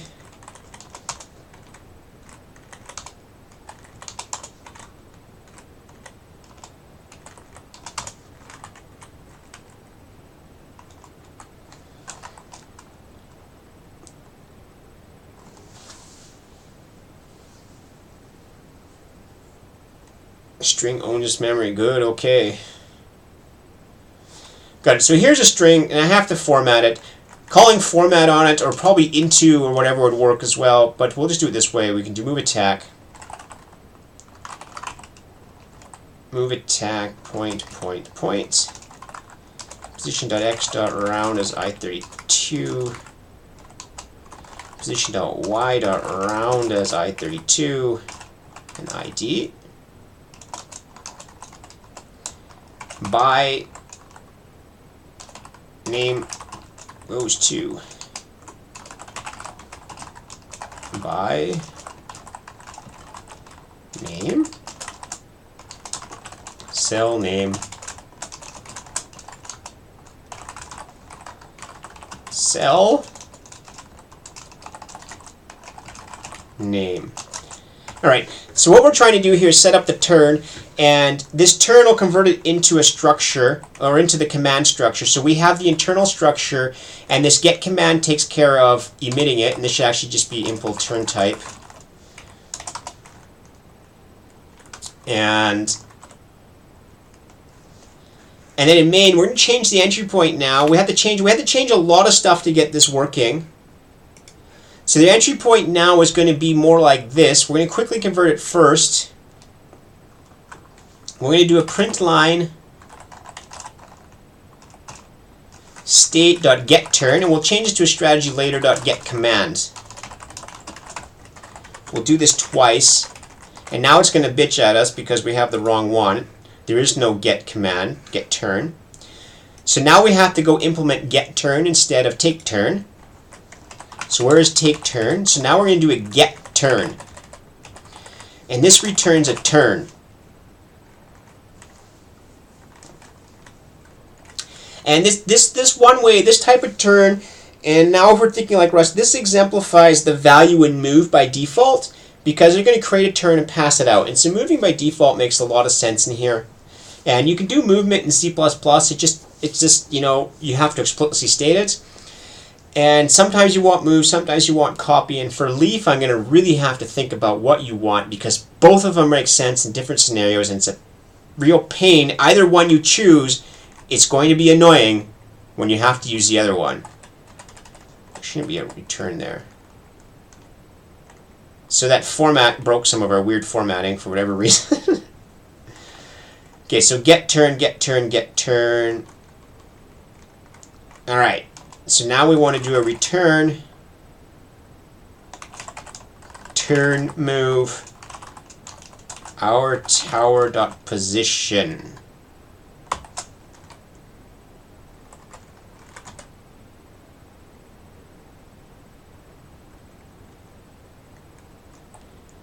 Okay, now by item is going to be a bit tricky. In any case, this one's going to be turn attack nearest, unit type unit. And what's by item going to return? All right, let's do this.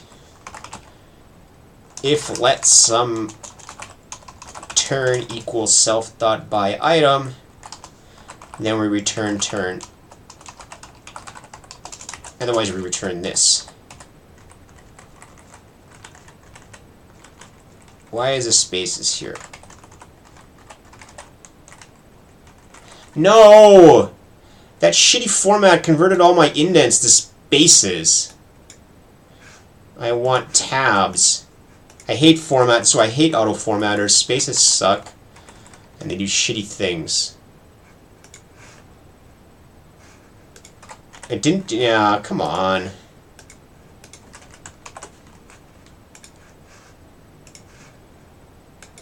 No, what? Wrong one.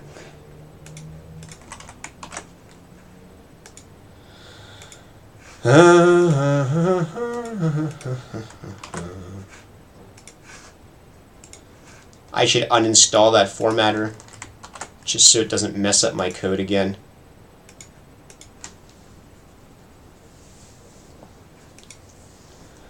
Alright, so state.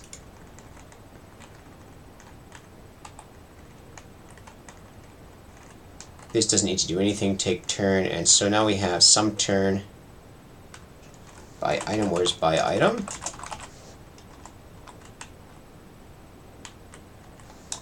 I'm going to have an optional turn.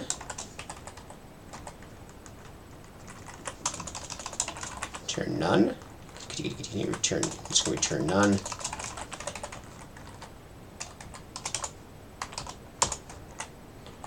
And this will return some turn by item.name. This other code might start compiling incorrectly now.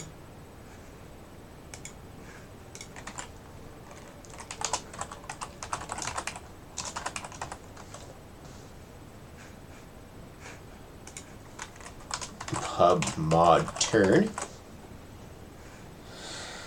Oh, come on.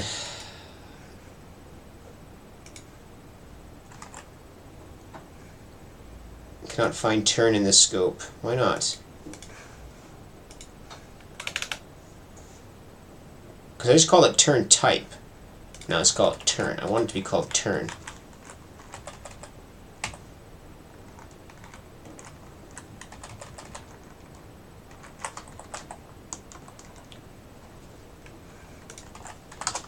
Use state star.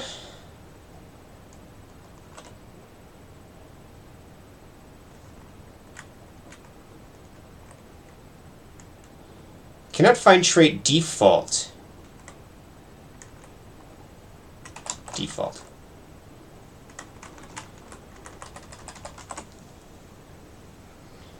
Get command is be public. Mismatch types and state.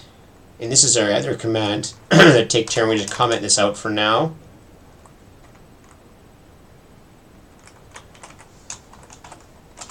Thank you.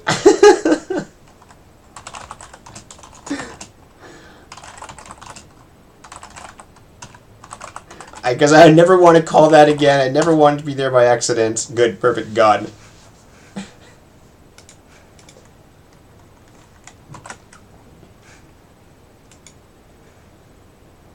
Cannot find tuple struct variant move in this. What does that mean?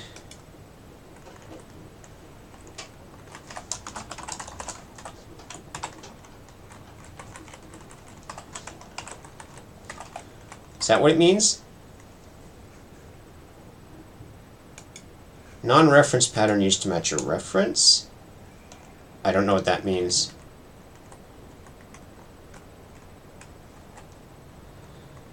How do we match ourselves? Do I have to do like...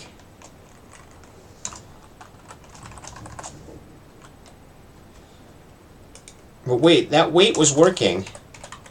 Why wasn't move working?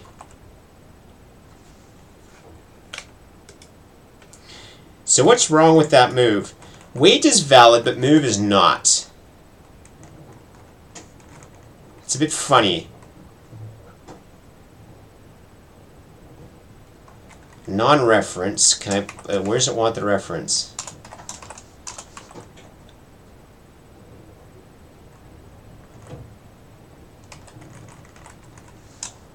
I don't point to self.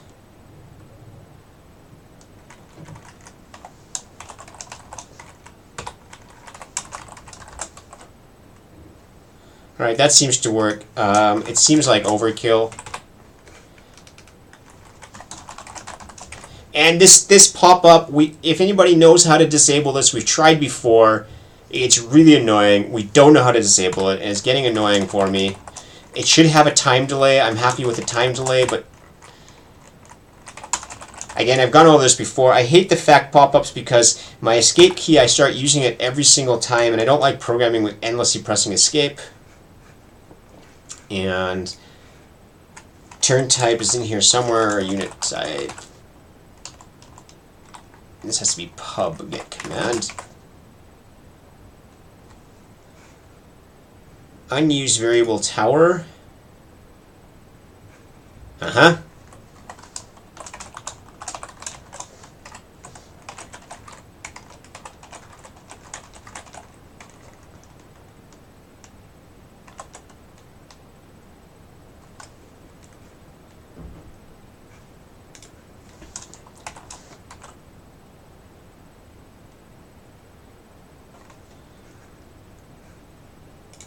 So I can use it. Yeah, I recall doing that, using it. But I just thought it would be automatically prefixed because I'm inside the definition of turn.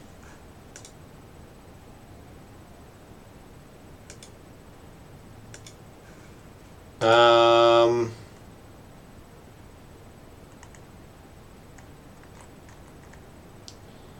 do I clone? There we go.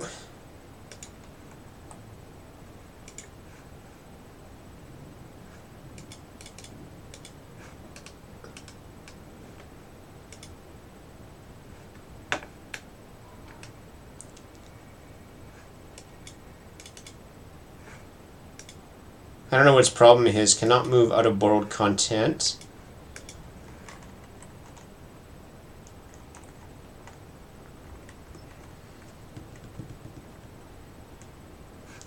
Check cargo.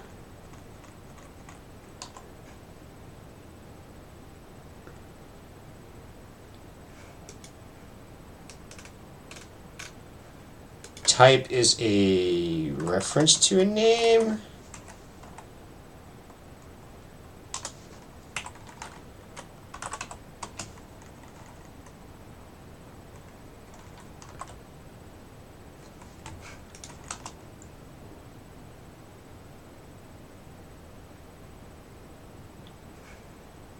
Okay, and I think there's and ref here. I'm not quite clear when you use ref and it's something to do with the pattern matching, but all right, let's see if this still works.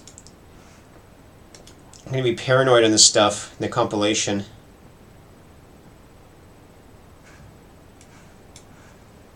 It looks okay. We still do stuff. We're Iron Man over here. Iron Man and Hulk. So we still do stuff. So it looks okay. We've compiled correctly. And that's structured off. We've moved it into turn. We have a separate turn type. And it's good enough. It's good enough for now. Okay, what do we do now? So let's do this. Get status. Get add source turn. Get commit. Split off turn. I have nowhere to push this to, but I'll do a backup later. So that's it for turn. I don't think we have to worry about turn anymore, and this separates it out. And this type, the amount of code here we're doing should tell you something that I can't imagine somebody doing it all in this editor here. Like, that's a lot of code to do in one editor in one big file. But again, on their side, I don't know how else they could do it, how they'd submit it. Maybe some directory. If you could submit a directory, it might be better, but it's not my biggest concern now. So we're going to close off turn, because we don't need to worry about that.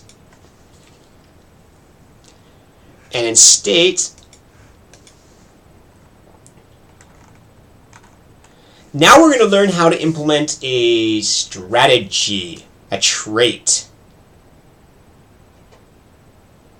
We would like to implement a strategy. How? How do we implement a strategy?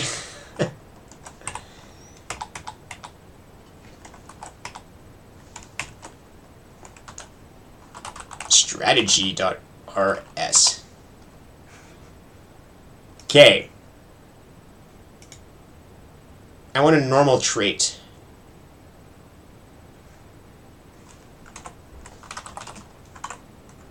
Trait, strategy. Function. Get turn. Does it have to pass self? I guess so. And self. We don't know if these be mutable. The strategy may want to keep track of stuff, but we're going to leave it as immutable first of all. And state is an and state. And it has to return a turn.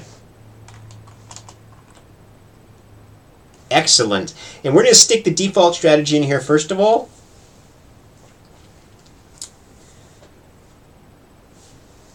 We're going to do a struct cowardly strategy. Let's call it that, cowardly.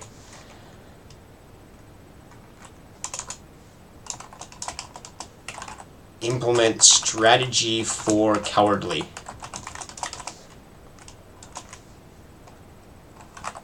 Use state. I'll use state star. And this is going to have to be pub. This kind of bugs me too, this lib file. Strategy. What's it complaining about? Use turn. Lots of redundancy. Get turn. So function get turn and self state and state gives a turnout. Now what I'm going to do is we have this strategy now, and we're going to have to tweak this a little bit. So you're going to have to be per player.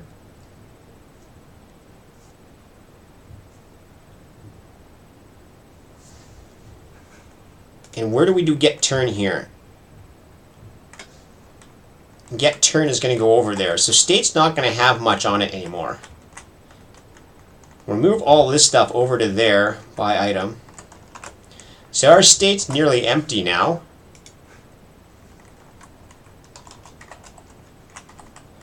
We'll leave my strategy in the middle. And this becomes not and self, becomes state and state.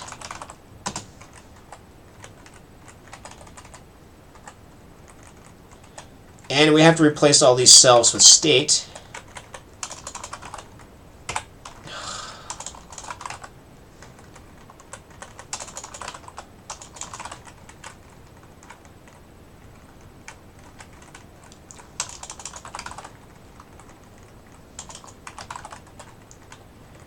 State.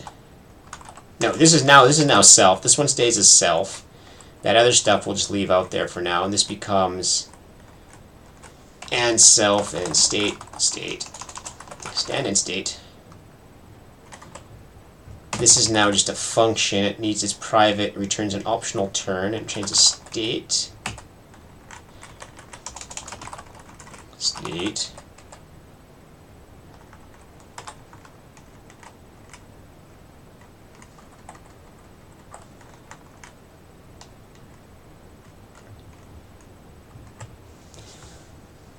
Now we're going to put a function here, a new function new, and we're going to give it a hero.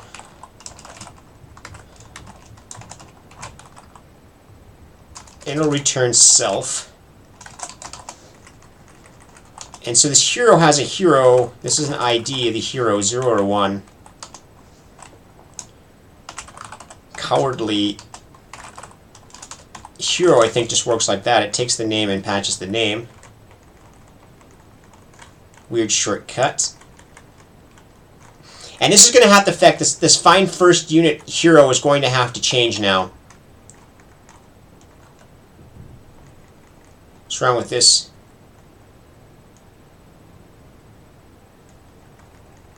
Oh, it's right. It's implement cowardly.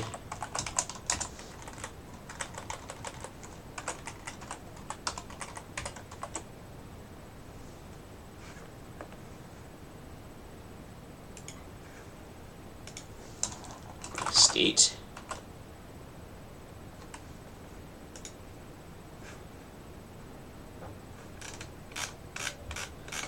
Buy items down here.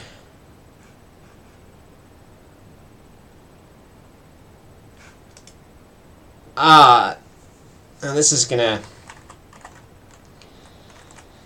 Yeah, this is where it really sucks to have this split between the strategy and cowardly, because we're going to be basically have to keep flipping back and forth.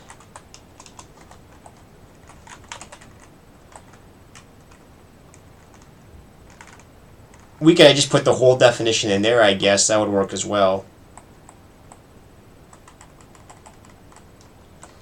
So now entry has a problem. Entry. Now we have to create a strategy. Let's strat A equal, I'm going to say use strategy star. Come on. Cowardly 0. Cowardly new 0. let strat B equal cowardly.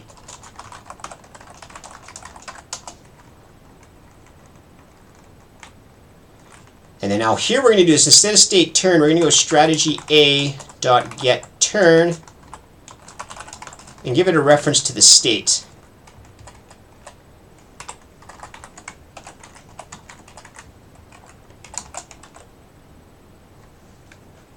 Cowardly, cowardly, cowardly, strategy, public struct, cowardly, public function, new. No method name, get turn. Ugh.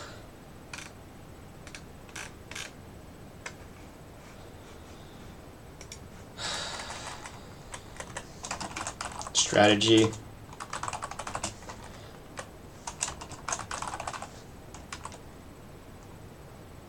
Cannot find strategy. Is that maybe why I couldn't do it? This is a pub trait strategy. Sized. What does sized mean?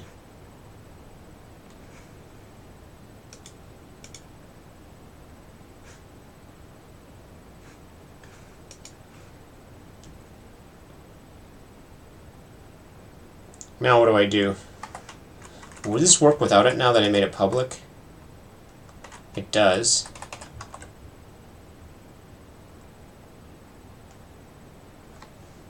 Oh yeah, snake case, fine. That's a strat A, strat B.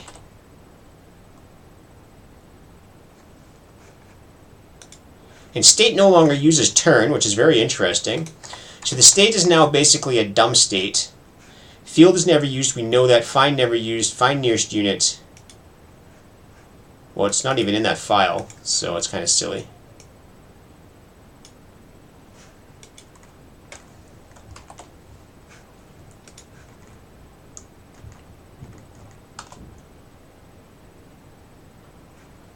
Alright, let's see if it still runs.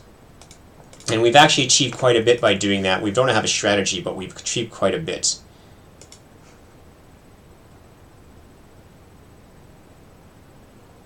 Uh-oh. That's not good. PubMod strategy.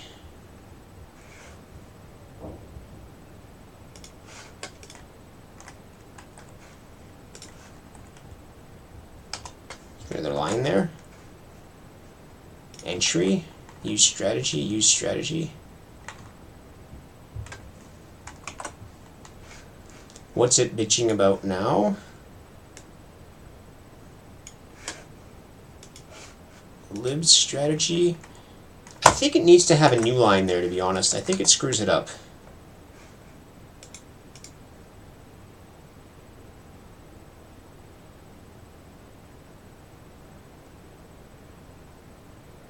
Yeah, that's weird. We need a new line there. Must end on empty line. Must end with an empty line for Rust bundler.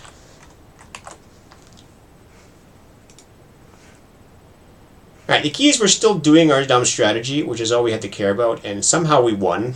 We just got lucky, I guess. That's really weird. It might be a default. It's doing nothing. Yeah, it's doing nothing. And there's no point submitting this yet. Okay, so what we've done is now we've separated the strategy out from the state. More importantly, we've created a strategy called cowardly. And it still works for just the first player. We have to touch this a bit. What this lets us do is mismatch and can play with a bunch of different strategies for each player. So we're going to give each hero its own strategy. But we can probably pull it out a bit more in this stage. We can separate spade out a bit more. Let me get status. Git add source.strategy. Git commit m. Add strategy. So it gives us some options to actually play with a strategy now. And anytime we create a strategy, we can clear it off a bit. I'm not sure how we share strategies, to be honest, but we'll worry about that. Each strategy could go into a different file, which given the size of these might make a lot of sense, except given the complexity of doing import, import, import, use, use, use, maybe not so much. Let's work on fixing some of these things here. First of all, clean this up. So we might not actually get to writing a new strategy today. We might just clean up a bit more, and then tomorrow morning I can create new strategies. Because I can't stay up too late doing this. My neck is kind of getting sore. Imagine that. Usually when I work on the computer, I take a break about every 15 minutes. Not 15, 50. Where it depends on the CD. Some people use the Pomodoro system where you have a little tomato clock. I can't remember, it was Tim Ferriss or something said that one. I use the CD method, so I still use physical CDs. When they're done playing, I physically have to get up and switch it, so that forces me to get up, and then I go out and do some yoga for 5 minutes or so. And sitting here doing this for 3-4 hours at a time is really hard. Okay, but we'll persist for a bit longer. Where was I? Okay, another strategy. Well, we have this other strategy sitting here. It's not a helpful strategy, and it doesn't consider a lot of stuff, but we could implement it. So the cowardly one was the one that basically Euler-Schitzal gave us plus modifications. So we can implement another one now, and I'm just going to immediately create another one. Maybe we should create cowardly in a separate module. How many lines are here? If these get big, yeah, let's split this off. Yay.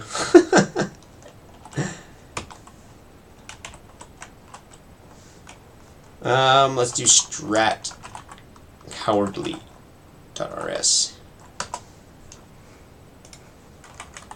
Pub mod strat cowardly.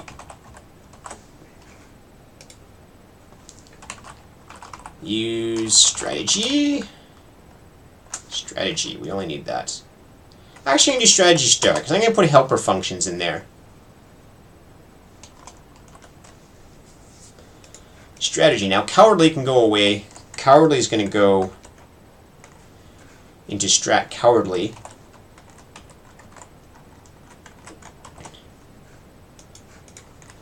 And this becomes just this. And now we have errors for some reason.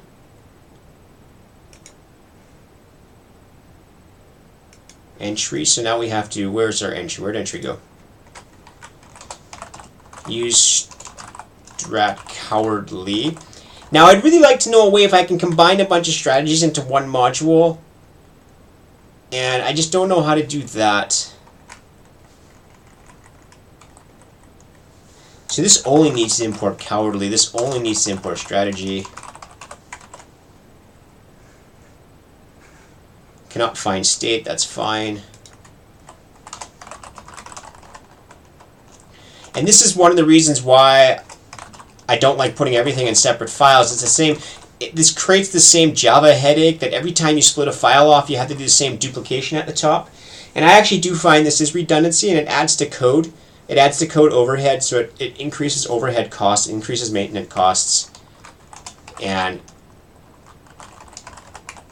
because this is just going to be kind of a pain in the ass. Is there some way I can just bundle this together and just say use the entire module? Because otherwise every single one of these strategies is going to have to copy this bit at the top, which is not pretty, which is not fun at all. So we have strat cowardly here. We didn't change a lot. It uses a simple item. We might have things like helper strategies.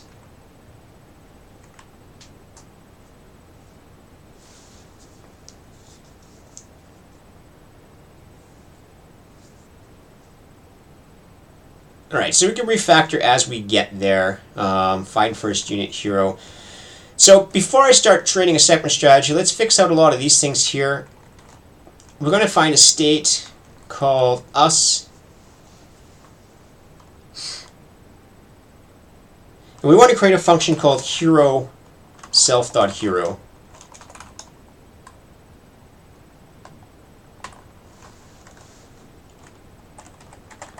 We know this hero has to exist. We get our hero. And we have to do that in state. We're going to implement in state. So now we actually have a function in state again. Public function. We call it. We just call it hero, right? Yeah, hero is fine. I don't know if we can do getters, but hero is fine. ID. Actually, index. No, this is on player. This is not on state. Player.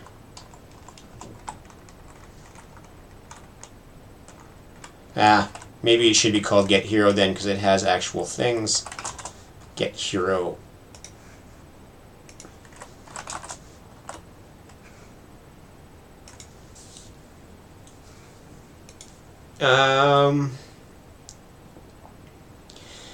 This is a bit inefficient if we search for it every time.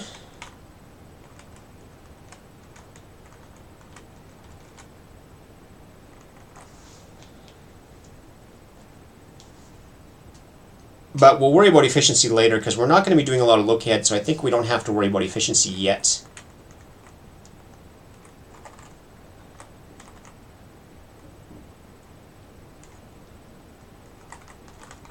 Let's create a generic one here called, I think I'll find it, find nth unit, index I32.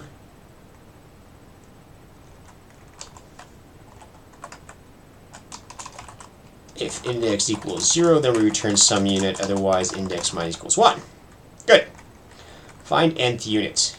And we're just going to let this crash if it doesn't find it, so we're going to do self dot and self dot find nth unit hero. So unit type hero index. Mismatched types, of course. I'll just got to return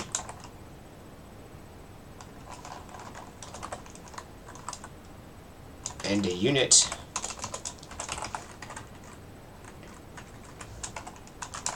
This stuff is ugly. I don't like it. The lifetime stuff.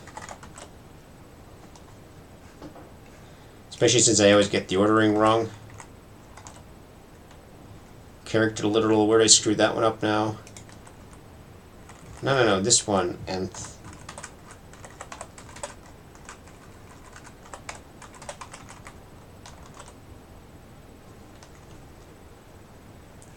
I'm thinking in Leaf to have something simpler instead of all this stuff, just to do something like life of self or something instead. It's very clear, no cryptic text. Mismatched types. Dot unwrap. Cannot assign twice to immutable. Fine. Let mut index equal index. Alright, so we have that. Strat cowardly now is gets get hero. And this is good now because we're actually doing it per hero now. And so each of the heroes will have their own strategy. They'll follow on their own. Let's figure this out.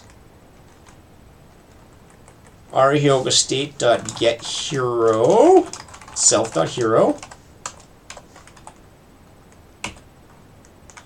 Our hero, that looks good. So that'll actually change it slightly.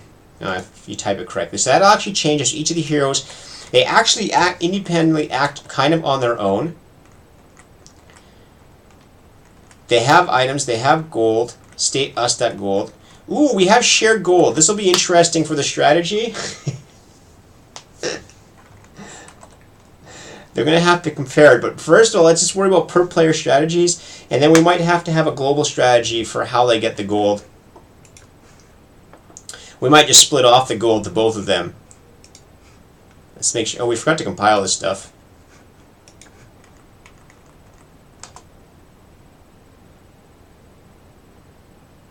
Alright, then we play it again. And this should actually make us behave slightly differently now.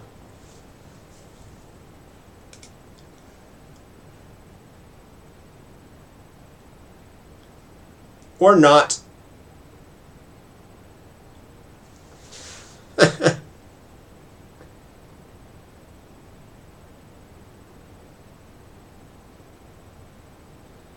So their enemies, the default AI is pretty shitty here. And that makes sense because this is why Bronze League is the top right now. The reason they wait to Silver League is because they're waiting for a bot to stabilize in the Bronze League, and they're going to make it the boss of the Silver League, and then we go on to Gold. And sort of this default AI is probably just doing random crap. We probably won't get any higher from this. Like, all we did is refactor everything. Nothing should really change. Technically, our players behave independently now, our heroes. And we might actually do an invalid buy command, because they can both attempt to buy something.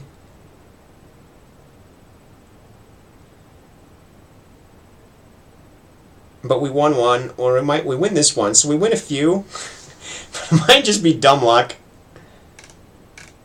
Yeah, it's like we're mainly losing, so we still don't actually have a strategy. We're just basically still in refactoring mode.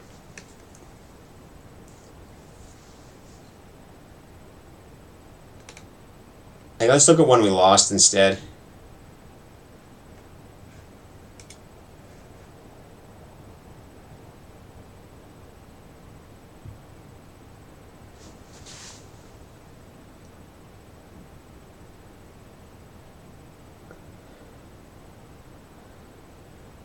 I mean, we're not behaving tragically, so I want to see why we lose. Oh, because we walk within range of the tower. And that's pretty bad. We just walk within range of the tower and we get killed.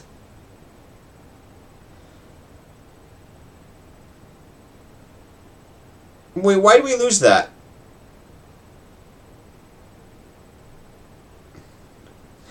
We have more kills. Hulk died. And timeout. I did timeout down there. Yeah, but you have two heroes. Apparently you can have...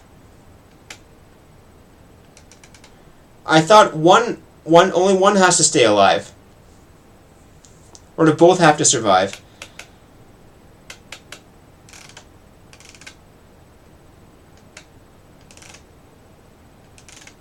It said timeout, which is weird.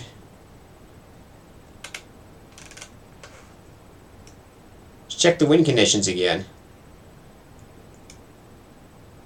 Yeah, so what happened? We timed out somehow.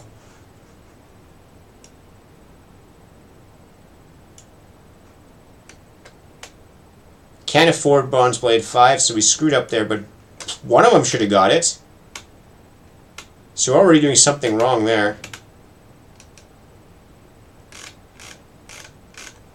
How did we time out then?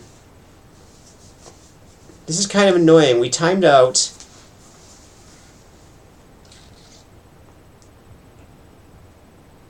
That wasn't the one we played. Oh, come on. Yeah, there's no crash. I think we just forgot to copy it over.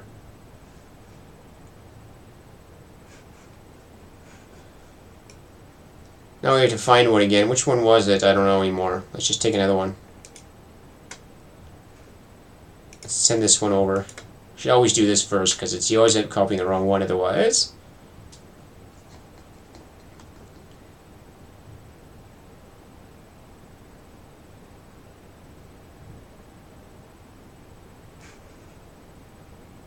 So we get a timeout. So let's just pause this and let's go right to the end and see where our panicking is.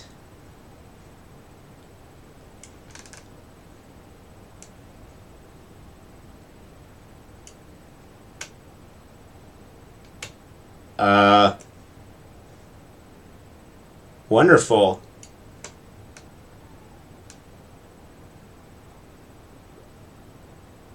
We have no idea where we failed. Or there's one up here. Aha!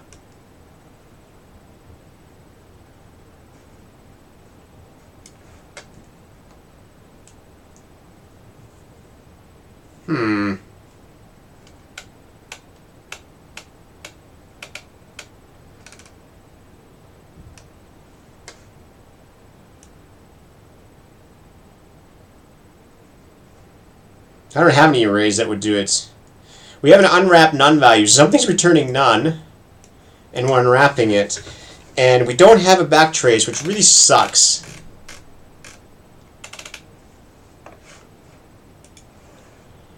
Why don't we have a backtrace? That's going to be a pain. So let's try and figure out where it is.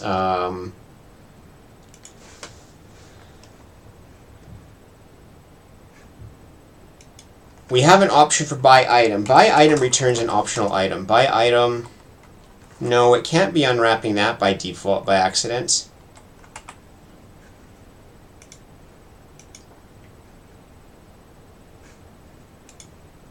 This here, when we die, I bet.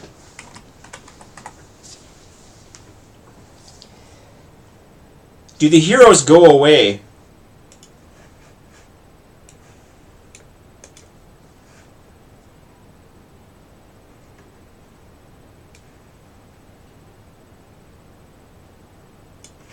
Well, we can check that.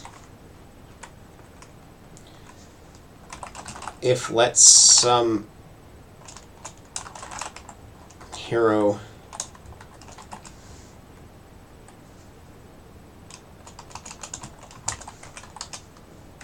return hero ePrint line.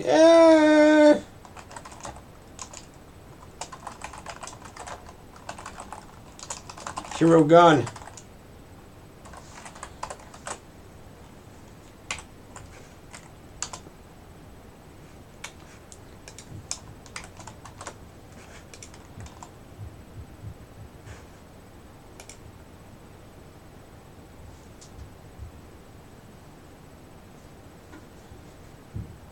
Alright, replay in same conditions.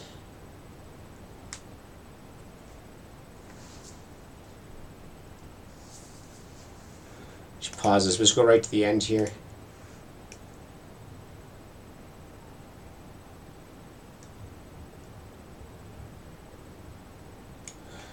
Alright, hero gone. Alright, the hero's gone. So we have to deal with the fact that the heroes disappear.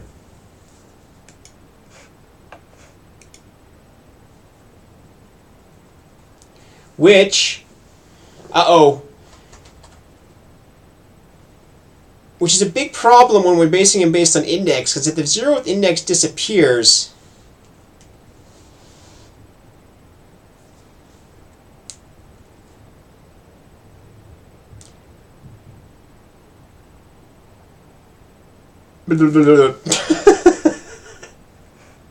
sorry.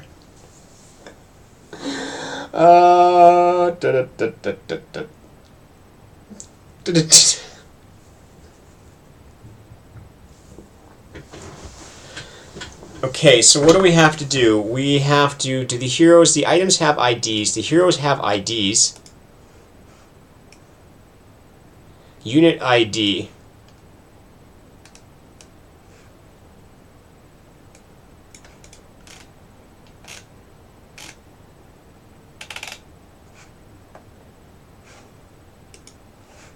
Alright, so we have to fix this a little bit.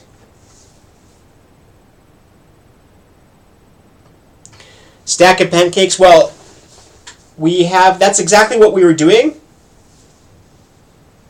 We were actually, this is what getHero was doing. getHero was just saying, let's look up the nth hero each time. But the problem is we can't use indexes, because if we have 0 and 1, and the first hero disappears, then our strategy, which refers to 0, will now return to the second, refer to the wrong hero. So we're actually going to have to track a different way. After this first round, we're going to actually have to say first round and actually increment the strategies and say what we want to do. So the strategies are going to have some sort of a init function, like the first time that they're init, the first time we have input data. Okay, so let's mut first equals false. I'm going to have to do this. We're going to have to say if. Yeah, it is supposed to be true. First.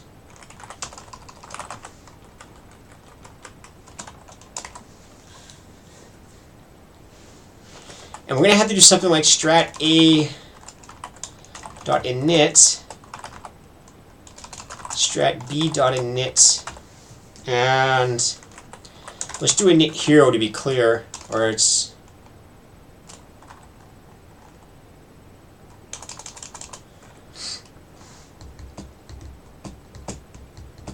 and we want to give it the type that we want. Do we do hero type anywhere yet? No, we don't. So we'll have to fix that as well. And strategy A is whoever Iron Man is. And now we're going to look up Iron Man. And we're going to look up Hulk. And this is going to catch the, or actually let's just do init state.get hero Iron Man. State.get hero. Hero ID, actually. Get hero ID. Hero ID Hulk.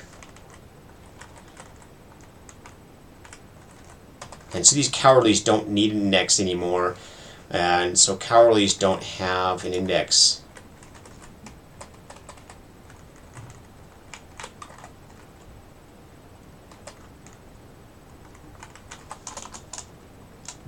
And we'll just do hero -1 for now. And there's an init function, public init, hero ID, then I32, self.heroid equals hero ID, and what's self? Okay, and the only error we have now is must be escaped. I don't want it to be escaped.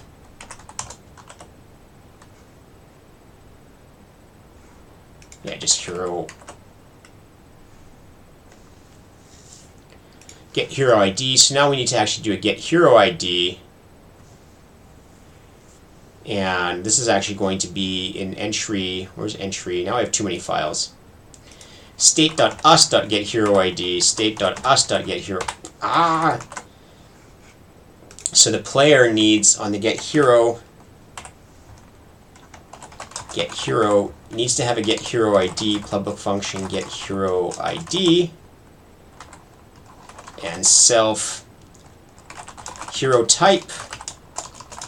So what we're gonna the first time we get the heroes after the setup is we're gonna scan through and get the ID of them, and this can be an and stir for all I care. I32.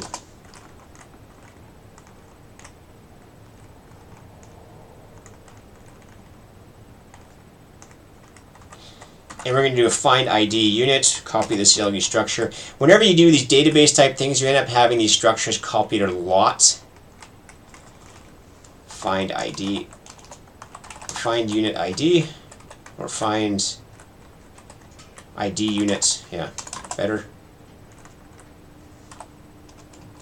ID is an I32, an optional unit. What.id equals ID. Return some unit. There's a return none. Get hero ID. Find ID, unit ID. Yeah. Thanks. Good, good. Fine. Get hero ID. We're just gonna assume this works. If let some hero equals self dot find ID unit, fint ID unit.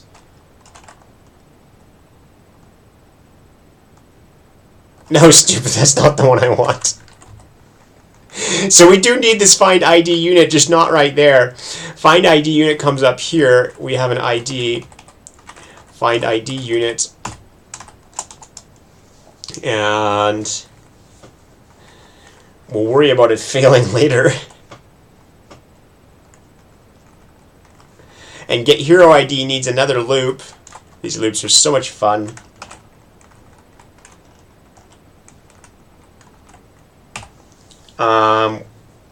We'll just assume this works. If unit dot what Actually, you could probably just do this. Is there a unit type down here? A type unit hero type? What's it called again? Hero type. If unit.hero type equals hero type, return unit.id. Return -1. This is we've just moved the panic somewhere else. I don't want the strategy to have to deal with a dead hero.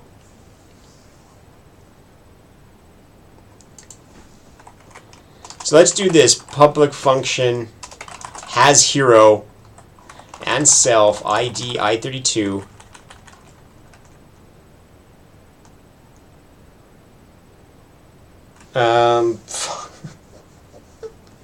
I'm trying to avoid code duplication all over the place, and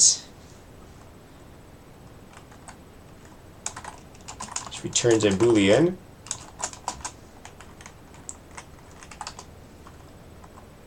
And we could just do self.findID unit. I just say has unit. Find ID unit ID is some has a unit, and we can do it down here.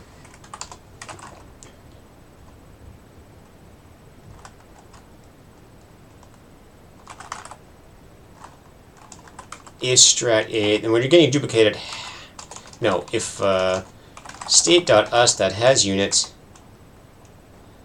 Now the strategy has to have a unit ID. Come on, this is getting annoying. Well, actually, let's do this way. It's getting messy. This is getting messy. Hero AID I32 -1. Hero BID. So, hero AID equals this. And we'll put these in an array after just to make it a little bit better ID. A lot better. I'm just not sure what should be storing this because I don't want to add extra stuff to the strategy. Hero BID. If state has hero AID.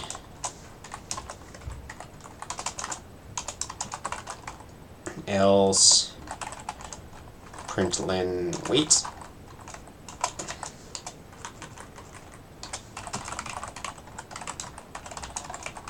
Now what I'm really hoping is that the order of the command stays the same. That not if one hero dies, that suddenly you're supposed to print the other hero first. That would be unfortunate. Okay, so what we have now is that if a hero dies, we won't input it twice. Find ID unit, we just need to find the ID. So nothing's going to call that if it's not there. Find ID unit.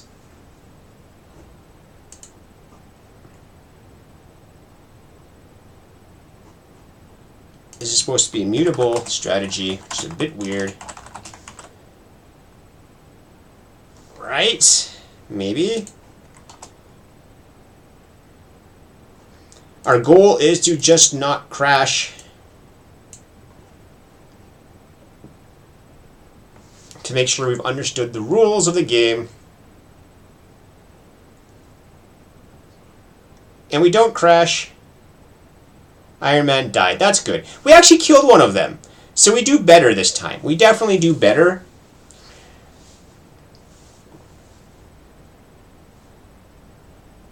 And I didn't realize these units can move wherever they want. So this was kind of trickery in the graphics that they put this path here, and then the units can walk wherever the hell they want. Let's submit this because it's better than before. Maybe we go up one rank.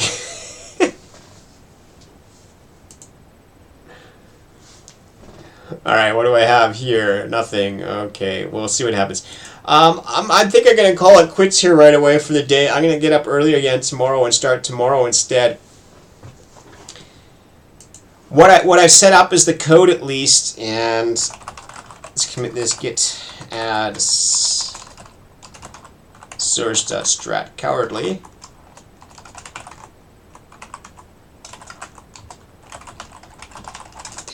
Oh man, this is why I'm going to quit, because I'm having a hard time. Split of cowardly. Okay, so what we did is we have this file, we have cowardly in its own strategy, and the reason why I'm doing this isn't because I think I want to version our strategies, is I want to have probably a different strategy per hero type. So each hero type is going to get his own strategy, or there's going to be some different strategies because they have different styles. And if we mix and match them, we're going to want a quick way to mix and match different hero types to get up through the rankings. Because what I imagine is that to get higher in the end, yeah, but Ragnaga, stealing people's strategies is very hard because you don't know for sure what they're doing. I mean, in this one you can see what they're doing, but it doesn't necessarily mean what their code's going to do. And essentially we do this, we just see, we're going to look at every time we lose. We're going to look at every time we lose and then keep taking it down. But as I say, it's hard sometimes to tell what they're doing. And look, we actually win a few, which is kind of scary. Probably not enough to go anywhere in the ranks, though. No. So I think I'm going to call it quits for the day. And we have, like I say, we have our code structured. So we have it very clean now. It compiles locally. We have this bundled file. We have the entry point, which is a little bit weird. That we have the init, we get the heroes, and then we do the strategy. The strategy is a trait. This is our first actual trait that we did on our own, not just implementing it. And we have a cowardly strategy. And so in the entry point here, we're going to be able to choose between different strategies. And then we can practice with other ones, and we always have the fallback to compare. This will make comparisons really fast. And hey, IKFS, sorry, I'm just about done for the day. I'm getting tired. People, as you can say, I can't type anymore. But I've structured our code very nicely, I think, for Rust. I learned a lot of new stuff. So this is actually starting to look like an actual Rust program. We have multiple files. We have a library. And we're using the strategy state. Just to recap how we're doing strategies. Petrus. Yes, Petrusel, you won. Are you in the list here? Do you have a strategy, Petrusol? You actually wrote one, or are you at the same point? Are you further than us? Do you have an actual strategy other than bouncing around? How have we won so many of these? Which icon are you? Oh, slowly. I forget which icon you are.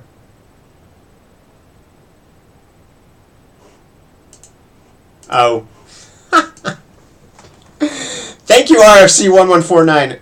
And you know I'm going to go look that up.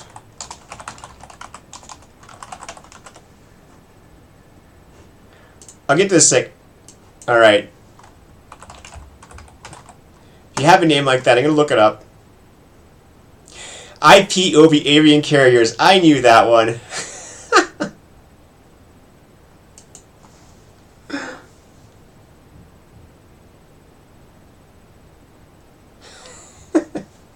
Yeah, Pancakes, we're spending a lot of time on this. Okay, so avian carrier is good. The reason we're spending a lot of time on this is because we're trying to structure the code very well. Is that the show is still about learning Rust. We want to do this correctly. And I'm actually setting up, and I've done this, it's probably a mistake. We did this in Code for Life too, is that we're actually coding towards the end game. We're not coding towards just getting past where we are now. We're trying to code in a structure that'll actually let us manipulate, get further. It's kind of a mistake if you're just trying to win the battle, but again, I'm trying to come up with nice, clean code. I'm trying to show how you would solve this problem in a general case, and that's what we're trying to do. And so we may actually be a bit slower in this regards. I'm not concerned about that. And again, I'm also talking the whole time. This is slowing me down a lot. I realize this slows me down a lot. Number 3, Petrus. There we go. So how do we lose against Petrus? Yeah, using spells is helpful. So I meant stack of pancakes. Again, we're not using any of the skills, spells, or anything yet. All we've done now is refactored how we get here so we can actually do stuff. And like I said, I'm not concerned yet that we're taking more time. Not at all. It's to be expected. Let's see how Petrus beats us as the last thing we do today.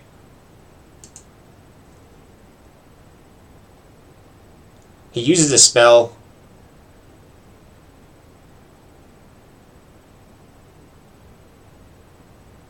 We're not getting any kills, so we're like, we still have no strategy. Keep this in mind. We really still have no actual strategy. We don't attempt to get any kills. All we do is have cowardly. We run away. And so I think we should make progress tomorrow, at least get beyond the bottom bits. And so, like, yeah, Petrus doesn't have much of a strategy either, it appears. He's bought the exact same weapons as us. So you're just a little bit more aggressive than us. You've killed a little more, and you're probably targeting the dead people. So you're not... We're very similar. Okay, so IKFS, what I'm using... If you have this site here, I can put that over here. We're using the tool called ePence's Rust Source Bundler, and it has some text here, and I was going to go put it in the forum, how I did it. And what we've done is we split our code into multiple files, and the bundler then takes the bundle. We've had to massage it a little bit, and it produces one big file out of it. So it goes to the Rust things, and it resolves all the uses, it resolves the libs, and it packs it all into one big file for us, and we submit that file. And this is the only sane way I can do this. I don't want to do this in one big file.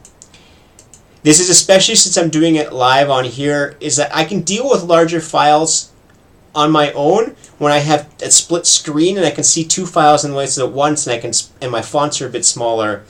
But this is really great. This is really wonderful that we can jam all these files together. And it'll let us do local testing as well if we can do that. But yeah, it's super nice, and I really like this. And all right, so we're set up, and we're in a nice place for tomorrow, so that tomorrow all we have is Bronze League. We don't have to achieve anything other than get out of the bottom 300. If we get in the 200, it's great. And so far, like I say, we really don't have much of a strategy other than running away and hitting what we can. And we'll put a few spells in there. And so tomorrow we can actually work on strategy. We did a lot of refactoring. We're in a good place to get more stuff done and do it quickly, hopefully. Today we did learn a bunch of Rust. I learned how to create actually modules. I learned a bit about bundling. We actually used lifetimes, if you saw it. We created functions with actual lifetimes. We created a new enum type. So in terms of learning Rust, we're actually doing quite well here. And we're close to the point that Rust is still getting in my way sometimes and doing some things, but we should be doing okay. And then tomorrow we'll get a bit further. So I thank you very much for watching today. I hope you've enjoyed the show so far. The competition has been lots of fun, and I hope more people join it. So if you're not joining the competition yet, feel free to come and join it. Just pump the numbers up, see what's happening, and tune in tomorrow. I'll be again tomorrow morning. If you can't make it in the morning, I'll upload the video sometime midday. And then tomorrow evening I'm going to be later because I have to go away, I think, at around 4. And then I'll be back at around probably 7 again or something. But tomorrow morning I can probably get up probably a bit later, and I'll start seeing how far we get, and then the evening a bit again. And IKFS, yes, that's the one thing we're missing as the last comment. You need to track your own inventory, and it's the one reason why we're going to have to make a mutable state, and it's the reason why I pulled out a turn. So I'm actually going to have a state apply turn just like we did in Code for Life. We're going to have an apply turn, and we're going to actually track the inventory for these people. And it's a little bit tricky because if you make a mistake, you might not be able to do it. So we're actually going to have to validate the turn as well.